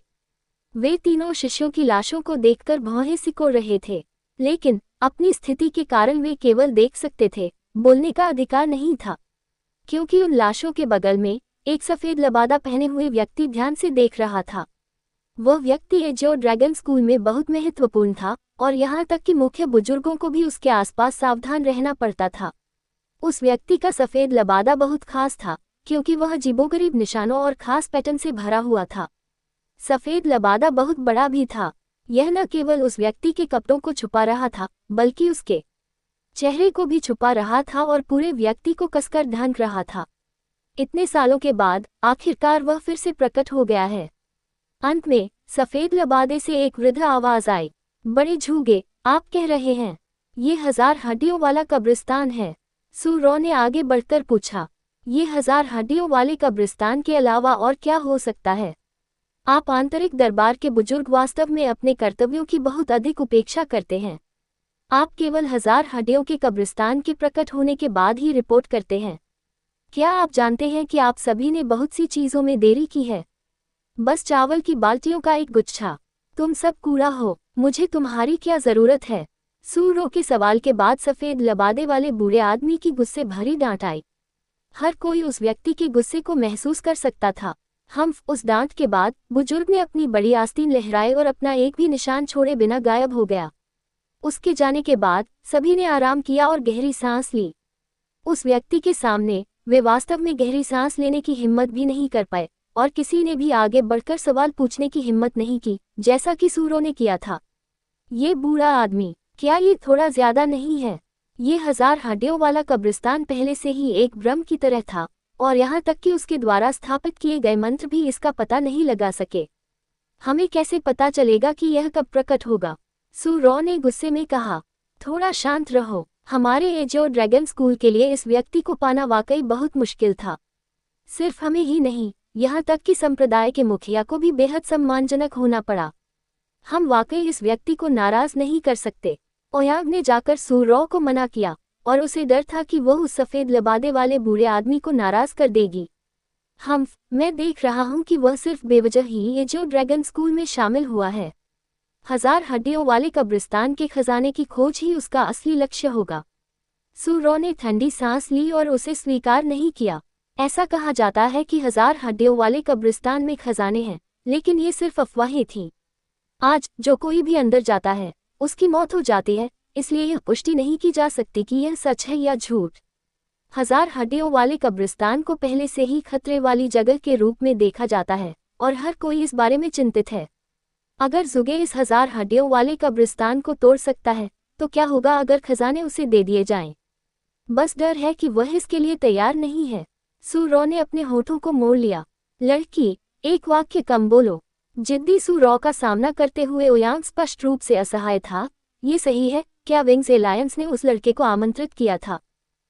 उस लड़के ने वाकई मेरा सिर दुखाया है। मैंने सू मेई को ये कहते सुना कि उसने निमंत्रण अस्वीकार कर दिया।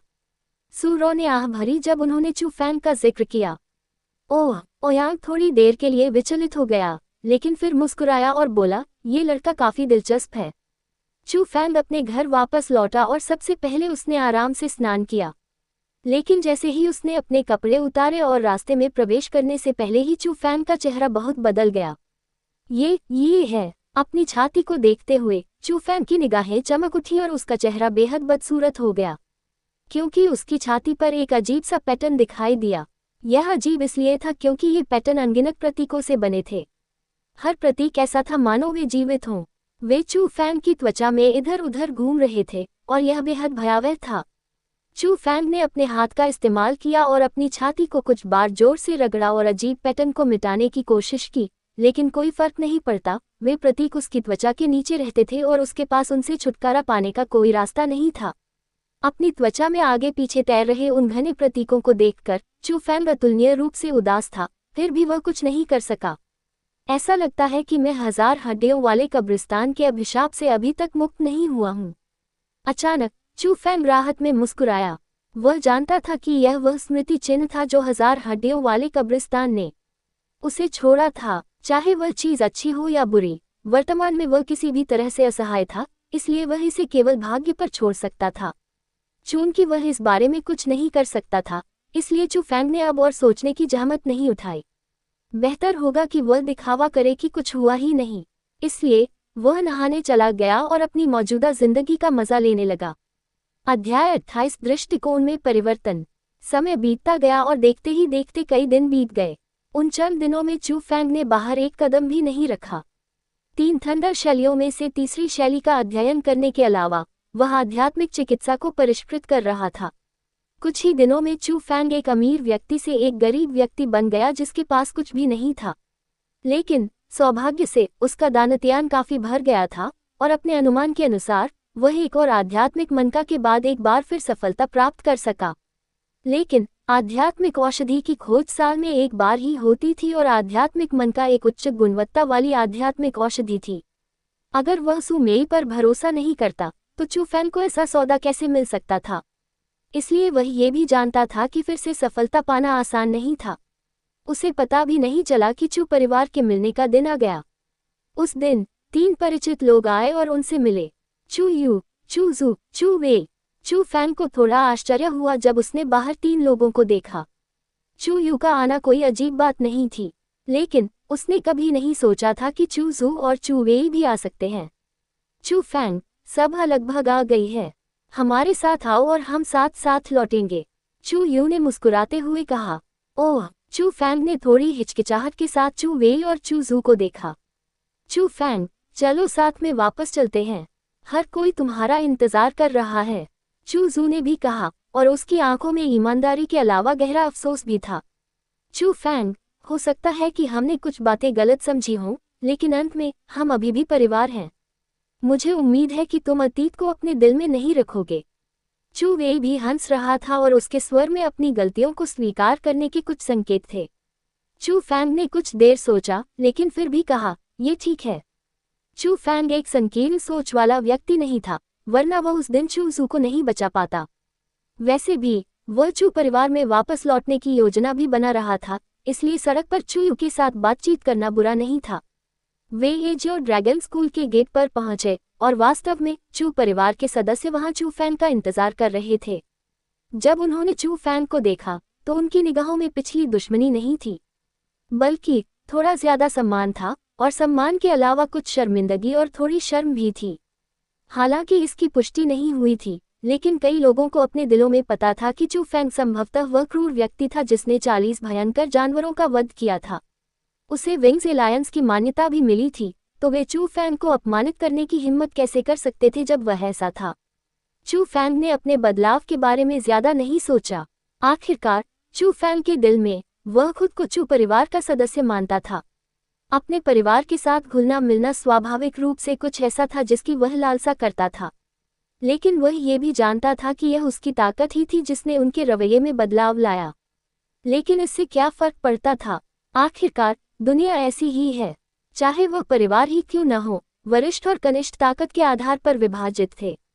एजोर प्रांत के मध्य क्षेत्र में एक छोटा सा शहर था जो एक पहाड़ के सामने बना हुआ था, और इसे लीनिंग माउंटेन टाउन कहा जाता था।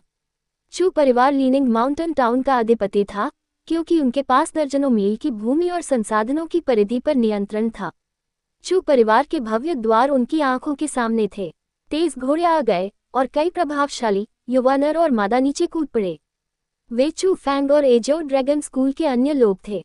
देखो, चू परिवार के युवा स्वामी वापस आ गए हैं। बैंगनी रंग के वस्त्र, ये एजियो ड्रैगन स्कूल के आंतरिक दरबार के शिष्यों के प्रतीक है न? प्रभावशाली, वे वास्तव में चू परिवार से हैं। ये सही है। मार्शल साधना के मार्ग पर प्रतिभा सबसे महत्वपूर्ण चीज है। शहर के पूर्वी हिस्से के मालिक ओल्ड यांग ने अपने पोते को एजियो ड्रैगन स्कूल में दाखिला दिलाने के लिए अपनी सारी संपत्ति खर्च कर दी, लेकिन पूरे 10 साल तक प्रवेश करने के बाद वह अपनी मार्शल साधना के लिए केवल प्रथम स्तर पर था। ये चू परिवार के युवा गुरुओं के लिए बिल्कुल अतुलनीय है। ऐसा नहीं हो सकता। मैंने सुना है कि चू परिवार में चू फैंग नाम का एक व्यक्ति है, और आज भी वह बाहरी दरबार का शिष्य है। चूंकि वह किसी को देख नहीं सकता था, इसलिए वह कई सालों तक घर नहीं लौटा। तो फिर आपको पूरी कहानी नहीं पता। हालांकि उस चू फैंग को एक युवा गुरु का दर्जा प्राप्त है, लेकिन वह तकनीकी रूप से चू परिवार का हिस्सा नहीं है। उसे चू युआन ने चुना था, इसलिए ये सामान्य बात है, भले ही उसकी प्रतिभा अन्य युवा गुरुओं के बराबर न हो। शश, आप इस बारे में बेतरतीब ढंग से बात नहीं कर सकते, वरना अगर आपने चू युआन को ये बात बता दी तो आपका दुर्भाग्य होगा। चू फैंग और अन्य लोगों के आगमन ने शहर के अनगिनत नागरिकों को आकर्षित किया। उन लोगों के लिए जिनका मार्शल साधना से कोई लेना देना नहीं था, कोई भी व्यक्ति जो साधना करता था उनका आदर्श था। युवा स्वामियों, आप वापस आ गए हैं। प्रांगण में प्रवेश करते ही चू परिवार के सभी नौकरों ने उन्हें घेर लिया और साथ ही इसने चू परिवार की कई युवा पीढ़ियों को भी आकर्षित किया। चू परिवार में बहुत से युवा लोग थे, लेकिन वे सभी अलग अलग तरह के स्कूलों में दाखिल हुए थे। इसलिए जब उन्हें पता चला कि एजियो ड्रैगन स्कूल के लोग वापस आ गए हैं, तो दूसरे स्कूलों के सभी लोग ये देखना चाहते थे कि चू वेई, चू यू और दूसरे लोग किस मुकाम तक पहुंचे हैं। ओह, क्या ये चू फैंग नहीं है? तुम आखिरकार एजियो ड्रैगन स्कूल के आंतरिक प्रांगण में प्रवेश कर गए हो। एक तीखी, निर्दय आवाज सुनाई दी और कई युवा पुरुष और महिलाएं वहां से गुजरी। मुख्य व्यक्ति एक सुंदर युवक था। उसे चू शुन कहा जाता था और वह दूसरे दर्जे के 1000 पवन विद्यालय का शिष्य था। वह इस साल 18 साल का था और उसके पास आत्मा क्षेत्र के 5वें स्तर की साधना थी। चू परिवार के अधिकांश सदस्यों की तरह वह भी बचपन से ही चू फैंग के प्रति शत्रुतापूर्ण था। अगर मुझे सही से याद है तो आपने भी 15 साल की उम्र में 1000 विन स्कूल के आंतरिक प्रांगण में प्रवेश किया था। चू फैंग ने हल्के से मुस्कुराते हुए कहा, तुम सही हो, लेकिन 3 साल के लिए आंतरिक प्रांगण में प्रवेश करने के बाद मैं आत्मा क्षेत्र के 5वें स्तर पर पहुंच गया। क्या तुम्हें लगता है कि तुम मेरी तुलना भी कर सकते हो? हे 10 साल की उम्र में 1000 पवन विद्यालय में प्रवेश लिया, लेकिन 18 साल की उम्र में ही आत्मा क्षेत्र के 5वें स्तर पर कदम रखा। इतना धीमा सुधार, फिर भी इतना अहंकार प्रदर्शित करना। क्या आप इससे बेहतर नहीं हो सकते? तुम मुझे नीची नज़र से देख रहे हो। क्या तुम थोड़ा बहस करना चाहते हो? चू शुन का चेहरा बहुत बदसूरत था और वह चू फैंग को सबक सिखाने के लिए वास्तव में अधीर था। तुम तो मुझसे मुकाबला करने के भी लायक नहीं हो। चू फैंग ने उसे तिरस्कार भरी नज़र से देखा और चू निवास के अंदर चला गया। धिक्कार है, उसे इतना आत्मविश्वास किसने दिया और इतना घमंडी होने की हिम्मत किसने की? बेहतर होगा कि वह परिवार की प्रतियोगिता में भाग न ले, वरना मैं उसे मार डालूंगा। चू फैंग की पीठ को देखते हुए चूक्षुन ने गुस्से में अपने दांत पीस लिए। चू शुन, मेरी सलाह है कि तुम जाकर चू फैंग को नाराज मत करो। ठीक उसी समय भाई चू चेंग और चू जेन वहां आए। तुम्हारा क्या मतलब है? तुम्हें लगता है कि मैं उसे नहीं हरा सकता? चू शुन को और भी गुस्सा आया। ये देखकर कि वह इतना जिद्दी था, चू चेंग और चू जेन उस पर ध्यान देने में बहुत आलसी हो गए और वे अपने निवास की ओर चले गए। ये दोनों कचरे के टुकड़े हैं। 1 साल बाद ये इतने निस्तेज कैसे हो गए? चू शुन ने घृणा से उन दोनों को देखा। वे दोनों बिल्कुल सही कह रहे हैं। तुम्हारे बड़े भाई के नाते मैं भी तुम्हें कुछ सलाह दूंगा। चू फैंग उतना कमजोर नहीं है जितना तुम सोचते हो। मैं तुम्हें विस्तृत जानकारी नहीं दूंगा, इसलिए तुम इसे अपनी इच्छानुसार समझो। चू वेई ने भी आगे बढ़कर चू शुन के कंधे थपथपाए। उसके बाद चू यू, चू जू, चू गाओ और अन्य लोगों ने भी चू शुन के साथ कुछ शब्द कहे। हालांकि यह बहुत छिपा हुआ था, लेकिन इसमें सख्त चेतावनी संदेश थे। ये लोग, क्या वे एज्योर ड्रैगन स्कूल में बेवकूफ बन गए हैं? चू यू के बारे में बोलने की जरूरत नहीं है, लेकिन चू वेई और बाकी लोग इतने कायर क्यों हैं? चू वेई और बाकी लोगों को पीछे छोड़ते हुए देखकर चूक्षुन थोड़ा खो गया। ये सही है, क्या चू वेई और चेंग जेन भाइयों ने चू फैंग को सबसे ज्यादा परेशान नहीं किया? और चू जू भी, उन्हें क्या हुआ? उसी समय चूक्षुन के पीछे खड़े लोगों के चेहरे पर उलझन थी। वे समझ नहीं पाए। चू वेई और अन्य लोग पिछले साल चू फैंग को हमेशा बेहिचक अपमानित करते रहे थे। उन्होंने कुछ भी नहीं छोड़ा और चू फैंग की बदसूरत चीजों को एजो ड्रैगन स्कूल में घोषित कर दिया। ऐसा क्यों लग रहा था कि वे सभी पूरी तरह से बदल गए हैं? अध्याय 29 पिता और पुत्र की मुलाकात। चू परिवार के एक निश्चित निवास कक्ष में एक मध्यम आयु वर्ग का पुरुष और एक युवक बैठे हुए थे। उस युवक ने सफेद लबादा पहना हुआ था। उसका चेहरा सुंदर था और उसके पूरे शरीर से एक विशेष आभा निकल रही थी। वह व्यक्ति चू फैंग का बड़ा भाई था। वह एजोर प्रांत के हैशेक स्कूल, लिंग्यून स्कूल, चू ग्यू में एक आंतरिक दरबार का शिष्य था। जहां तक उस मध्यम आयु वर्ग के पुरुष का सवाल है, वह चू ग्यू और चू फैंग का पिता चू युआन था। तारानकन चरमराहट टिल्ड तारानकन। जब वे दोनों बातें कर रहे थे, तो वह कसकर बंद दरवाजा धीरे धीरे खोला जा रहा था। किसने कहा कि तुम बिना खटखटाए अंदर आ सकते हो? चले जाओ। जब वह अपने बेटे के साथ खुशी खुशी बात कर रहा था, तो एक व्यक्ति ने बिना अनुमति के उसके घर में घुसने की हिम्मत की। चू युआन ने गुस्से में मेज पटक दी और चिल्लाया। लेकिन जब दरवाजा पूरी तरह से खुला और एक पतली, कमजोर छाया अंदर आई, तो चू युआन का गुस्सा भरा चेहरा तुरंत जम गया। हे पिताजी, भाई! चू फैंग ने थोड़ा सा खुजलाया और हंसते हुए हॉल में प्रवेश किया। ये 2 लोग उसके सबसे करीबी लोग थे। ये तुम हो भाई? चू फैंग को देखकर चू गयू बेहद खुश हुआ। कुछ कदम चलकर वह चू फैंग के सामने पहुंचा और उसे गले लगा लिया। भाई, तुम आखिरकार वापस आ गए। मुझे तुम्हारी बहुत याद आई। मैंने भी तुम्हें बहुत मिस किया भाई। चू फैंग ने भी चू गयू को जोर से गले लगा लिया। मैंने तुम्हें 5 सालों से नहीं देखा है। तुम लंबे और अधिक सुंदर हो गए हो। मैं तुम्हें पहचान ही नहीं पाया। चू गुयू ने चू फैंग का ध्यानपूर्वक आकलन किया और उसकी आंखें खुशी से भर गईं। लेकिन मैं अभी भी तुम्हारे जितना लंबा नहीं हूँ, चू फैंग ने हंसते हुए कहा। तुम बस इतने ही बूढ़े हो। कुछ और सालों में तुम निश्चित रूप से मुझसे लंबे हो जाओगे। चू गुयू ने प्यार से चू फैंग के सिर को सहलाया। तुमने वापस आकर मेरा अभिवादन क्यों नहीं किया? चू युआन भी उसके पास आया और उसके चेहरे पर एक अप्रतिम खुशी थी। हालांकि चू परिवार के सदस्य चू फैंग को चू परिवार का हिस्सा नहीं मानते थे, चू युआन के दिल में चू फैंग उसका बेटा था और वह चू गुयू से अलग नहीं था। चू फैंग के बैंगनी वस्त्र को देखकर चू युआन ने फिर पूछा, तुम आंतरिक प्रांगण में प्रवेश कर चुके हो? मम, चू फैंग ने मुस्कुराते हुए सिर हिलाया। अच्छा, मैं कह रहा था कि मेरा बेटा चू फैंग इतना बुरा नहीं था। चू युआन जोर से हंसा और उसकी हंसी असामान्य रूप से खुशी भरी थी। उन तीनों ने 5 सालों से खुद को नहीं देखा था और उनके पास कहने के लिए ढेर सारी बातें थीं। वे आधे दिन तक बातें करते रहे और दोपहर का खाना भी नहीं खाया। श्री चू युआन, मास्टर ने आपको और युवा मास्टर ग्यू को आने के लिए कहा है। जब दोपहर हुई तो निवास के बाहर से एक आवाज आई। वह आवाज चू परिवार के एक उत्कृष्ट मंत्री चीफ झाओ की थी। हालांकि वह चू परिवार का हिस्सा नहीं था, लेकिन उसका पद बहुत ऊंचा था। इसलिए उस समय चू फैंग, उसका भाई और उसके पिता निवास से बाहर चले गए। चीफ झाओ, क्या आप जानते हैं कि उन्होंने हमें वहां जाने के लिए क्यों कहा है? चू युआन ने विनम्रता से पूछा। यह पारिवारिक समारोह के बारे में है। चू परिवार के सभी सदस्य वहां गए हैं। सफेद बालों वाले प्रमुख झाओ ने मुस्कुराते हुए कहा। मैं समझ गया। ग्यू, फैंग, रख, चलो चलें। चू युआन ने चू ग्यू को देखा और चू फैंग फिर चू परिवार के सम्मेलन हॉल की ओर चलने के लिए तैयार हो गया। TN-8 का मतलब बेटा हो सकता है, लेकिन जब इसे किसी नाम के पीछे जोड़ा जाता है तो इसका मतलब किसी करीबी रिश्ते के संकेत और एक पूरक चरित्र के अलावा और कुछ नहीं होता। जब आपके पास सिर्फ फैंग की तुलना में फैंग एर हो तो ये थोड़ा बेहतर लगता है। मिस्टर चू युआन, गुरु ने केवल आपको और युवा गुरु गयू को जाने के लिए कहा था। जैसे ही वे आगे बढ़ने वाले थे, उन्हें झाओ ने रोक दिया। यह क्या है? ये सुनकर चू गुयू को बहुत गुस्सा आया। आह! चीफ झाओ बिल्कुल शांत थे और उन्होंने हल्की सी मुस्कान के साथ कहा, यही गुरु का मतलब है। मैं तो बस यही बात फैला रहा हूँ। उस समय न केवल चू गुयू बल्कि चू युआन का चेहरा भी बहुत बदसूरत था। उन्होंने कहा कि यह एक पारिवारिक बैठक थी, लेकिन उन्होंने चू फैंग को नहीं बुलाया। इसका मतलब बहुत स्पष्ट था। पिताजी, भाई, आप दोनों जल्दी जाओ। दादाजी को दुखी मत करो। ठीक उसी समय चू फैंग मुस्कुराते हुए बोला। उसकी मुस्कान बहुत शांत थी और उसकी भावनाओं पर जरा भी असर नहीं हुआ था।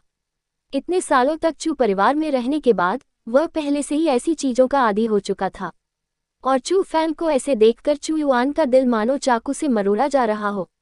उसे ये भी लगा कि वह एक योग्य पिता नहीं है और उसने चू फैंग के कंधे को थपथपाते हुए कहा, फैंगर, मैं गारंटी देता हूं कि अगली पारिवारिक बैठक में आप शामिल होंगे। ये कहने के बाद चू युआन चू गुयू के साथ सम्मेलन हॉल की ओर चला गया। 9वां स्तर, आत्मा क्षेत्र। चू फैंग बहुत खुश था। उसने अभी अभी चू युआन के शरीर में आभा का एक धागा डाला और उसने जो महसूस किया वह 9वें स्तर की आभा थी। चू फैंग को पता था कि इसका क्या मतलब है। पूरे चू परिवार में पुरानी पीढ़ी को छोड़कर कोई भी ऐसा नहीं था जो आत्मा क्षेत्र के 9वें स्तर तक पहुंच पाया हो। इसलिए ये चू युआन के लिए सबसे बड़ा उम्मीदवार था। 9वां स्तर, आत्मा क्षेत्र। केवल एक और कदम के साथ कोई भी मूल क्षेत्र में प्रवेश कर सकता है। मूल क्षेत्र में आपने अब आध्यात्मिक ऊर्जा का उपयोग नहीं किया, आपने मूल शक्ति का उपयोग किया। यह एक ऐसी शक्ति थी जो आध्यात्मिक ऊर्जा से कहीं ऊपर थी। एक ऐसा क्षेत्र जो पूरी तरह से आत्मा के क्षेत्र से परे था। चू परिवार के वर्तमान स्वामी चू युआन बा एकमात्र ऐसे व्यक्ति थे जो मूल क्षेत्र के प्रथम स्तर पर थे। चू युआन इस उम्र में आत्मा क्षेत्र के 9वें स्तर तक पहुंचने में सक्षम था। मूल चरण की दूरी केवल एक तार की चौड़ाई थी, इसलिए चू फैंग उसके लिए वास्तव में खुश और उत्साहित था। मिस्टर चू युआन, कुछ हुआ है? ठीक उसी समय एक वृद्ध व्यक्ति की आवाज गूंजी और एक लंबा चौड़ा व्यक्ति घबराया हुआ चेहरा लिए भागता हुआ अंदर आया। चाचा झांग, क्या हुआ? चू फैंग ने उस व्यक्ति को पहचान लिया। वह चू परिवार का नौकर था। क्या आप युवा मास्टर चू फैंग हैं? चू फैंग को देखते हुए झांग ने एक अलग चेहरा प्रकट किया। जब चू फैंग ने चू परिवार छोड़ा तब वह मात्र 10 वर्ष का बच्चा था। 5 वर्ष की आयु में बहुत बड़ा परिवर्तन हुआ, लेकिन झांग अभी भी चू फैंग को स्पष्ट रूप से पहचानता था। वह मैं हूँ। चू फैंग मुस्कुराया और सिर हिलाया। युवा मास्टर चू फैंग। पहाड़ के पीछे अयस्क खदान में भयंकर जानवर दिखाई दिए। झांग ने घबराहट में कहा, भयंकर जानवर? चू फैंग का दिल दहल गया और वह बिना सोचे समझे तेजी से पीछे के पहाड़ की ओर भाग गया।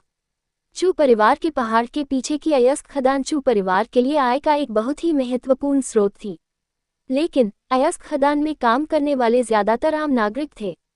अगर कुछ लोग ऐसे भी थे जो थोड़ा बहुत मार्शल आर्ट जानते थे तो उनकी शक्ति बहुत कम थी।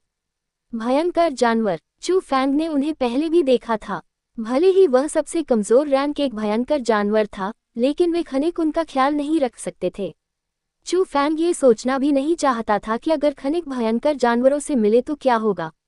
लेकिन चू फैंग के जाने के तुरंत बाद झांग के चेहरे पर मुस्कुराहट फैल गई क्योंकि उसकी साजिश सफल हो गई थी। चाचा झांग, आपके काम के लिए धन्यवाद। चू फैंग के जाने से पहले चू शुन ने झांग को कुछ चांदी के सिक्के दिए।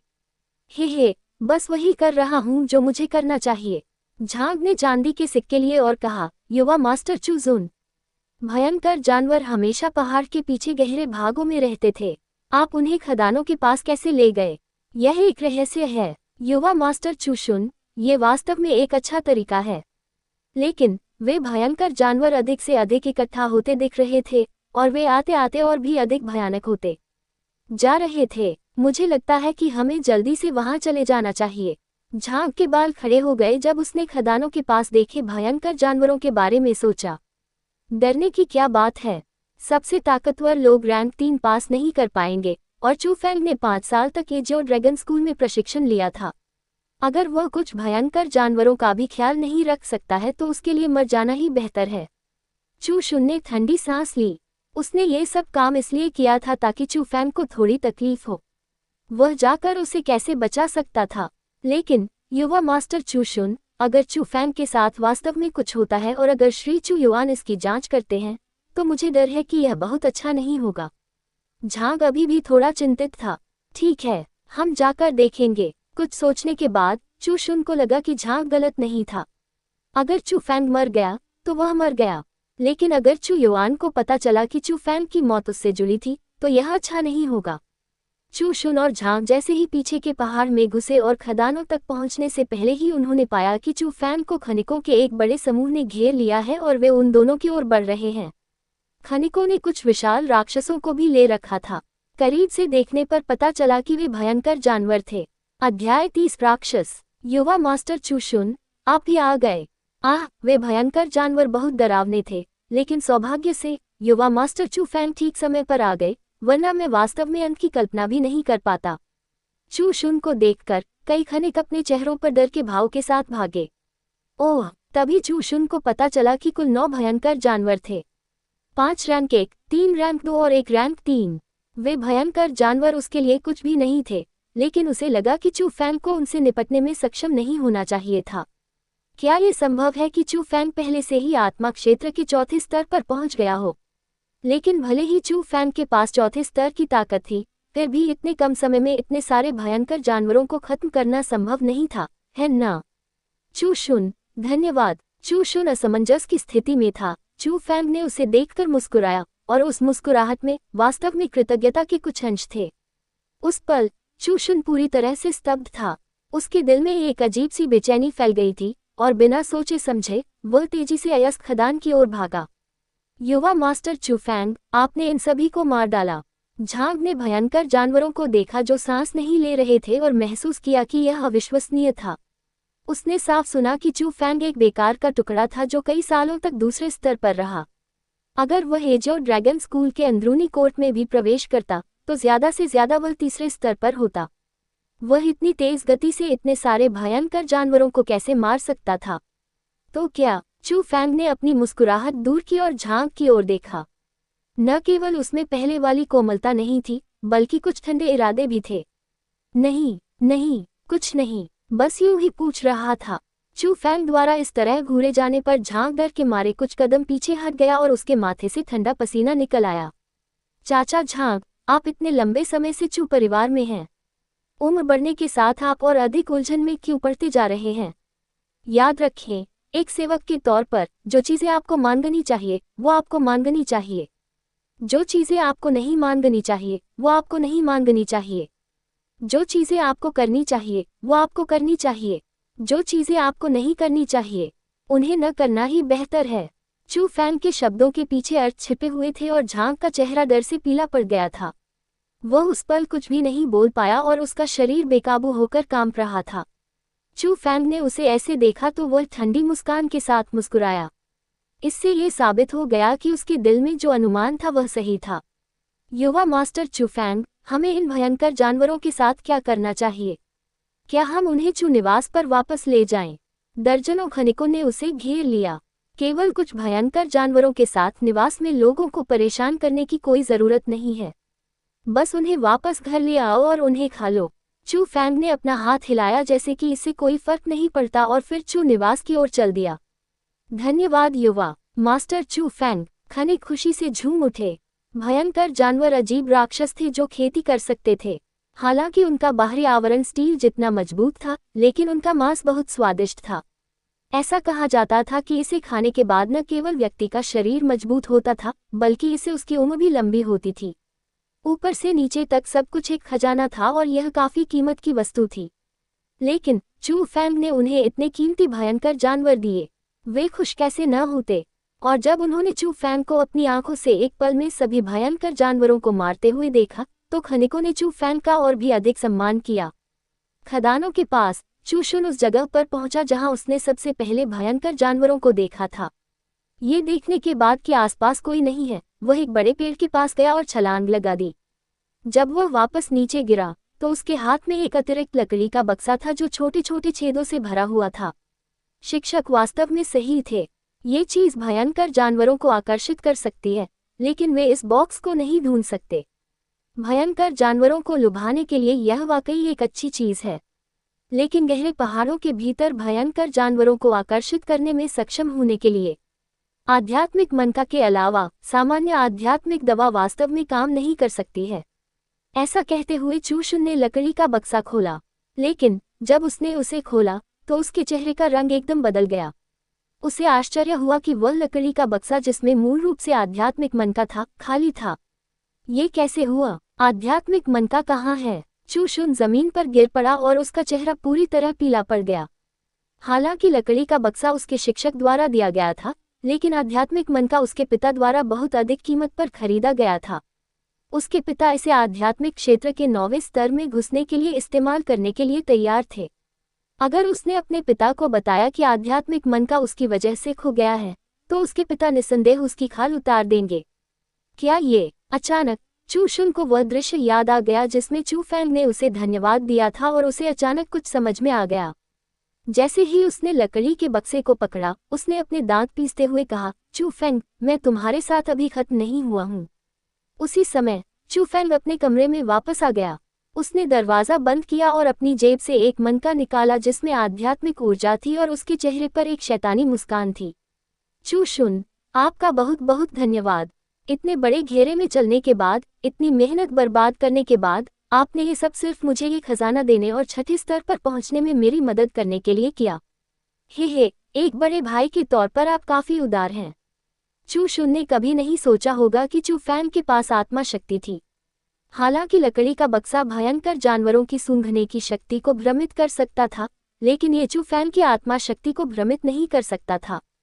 जैसे ही चू फैंग वहां पहुंचा, उसने तुरंत उस लकड़ी के बक्से को खोज लिया जिसमें आध्यात्मिक मंत्र था, और उसने निर्धारित किया कि यह मनुष्यों द्वारा बनाया गया एक जाल था। जब वह पहाड़ से नीचे उतर रहा था और चू शुन और झांग के हैरान चेहरे को देख रहा था, तो चू फैंग को और भी यकीन हो गया कि वे दोनों मिलकर उसे नुकसान पहुंचाना चाहते थे। लेकिन उन्होंने कभी नहीं सोचा होगा कि वे उसे नुकसान नहीं पहुंचा पाए और इसके बजाय उन्हें खुद ही नुकसान उठाना पड़ा। तारांकन गल्प। पेट में प्रवेश करने के बाद आध्यात्मिक मंत्र तुरंत ही विशाल आध्यात्मिक ऊर्जा में बदल गया। लेकिन विशाल आध्यात्मिक ऊर्जा को फैलने का मौका मिलने से पहले ही इसे डेंटियन ने चूस लिया। उस समय चू फैंग को अपने दानटियन से भूखे भेड़िए की चबाने जैसी आवाजें सुनाई दे रही थीं।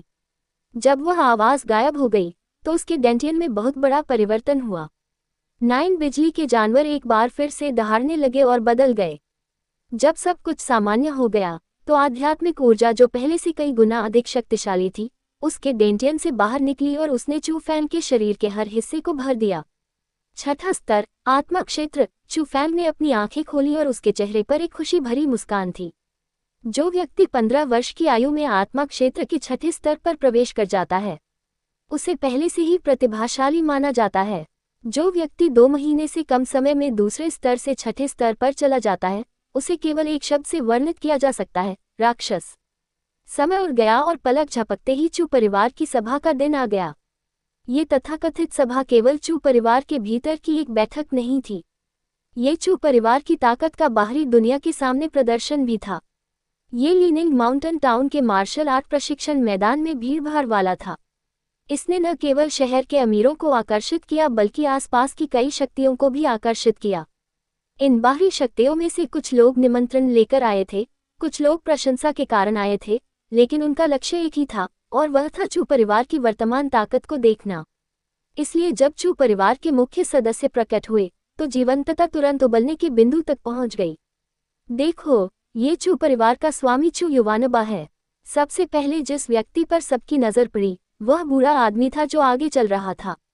हालांकि वह काफी बूढ़ा था, लेकिन उसकी पीठ बाघ की तरह और कमर भालू की तरह थी। जब वह चल रहा था तो हवा तेज हो रही थी और उसकी बर्फ सी सफेद तलवार जैसी भौहों के नीचे से एक भयानक लहर निकल रही थी जो लोगों को कुछ हद तक डरा रही थी। वह व्यक्ति चू फैंग और अन्य लोगों का दादा था, चू परिवार का स्वामी चू युवानबा। चू परिवार का एकमात्र व्यक्ति जिसने मूल क्षेत्र में कदम रखा था। चू युवानबा के पीछे चू परिवार के 6 बेटे हैं, है न? उन सभी की उपस्थिति असाधारण रूप से प्रभावशाली है। मुझे आश्चर्य है कि परिवार का नया स्वामी कौन होगा। इतनी जल्दी क्या है? मैंने सुना है कि आज चू परिवार की सभा में वह आधिकारिक तौर पर अपनी सेवानिवृत्ति की घोषणा करेंगे और नए मास्टर का भी चयन किया जाएगा। इसका मतलब है कि आज का दिन काफी दिलचस्प होने वाला है। जैसे ही उन्होंने आज के चू परिवार के समारोह के सबसे महत्वपूर्ण भाग के बारे में सोचा, हर कोई पहले से ही अपने उत्साह को बर्दाश्त नहीं कर पा रहा था।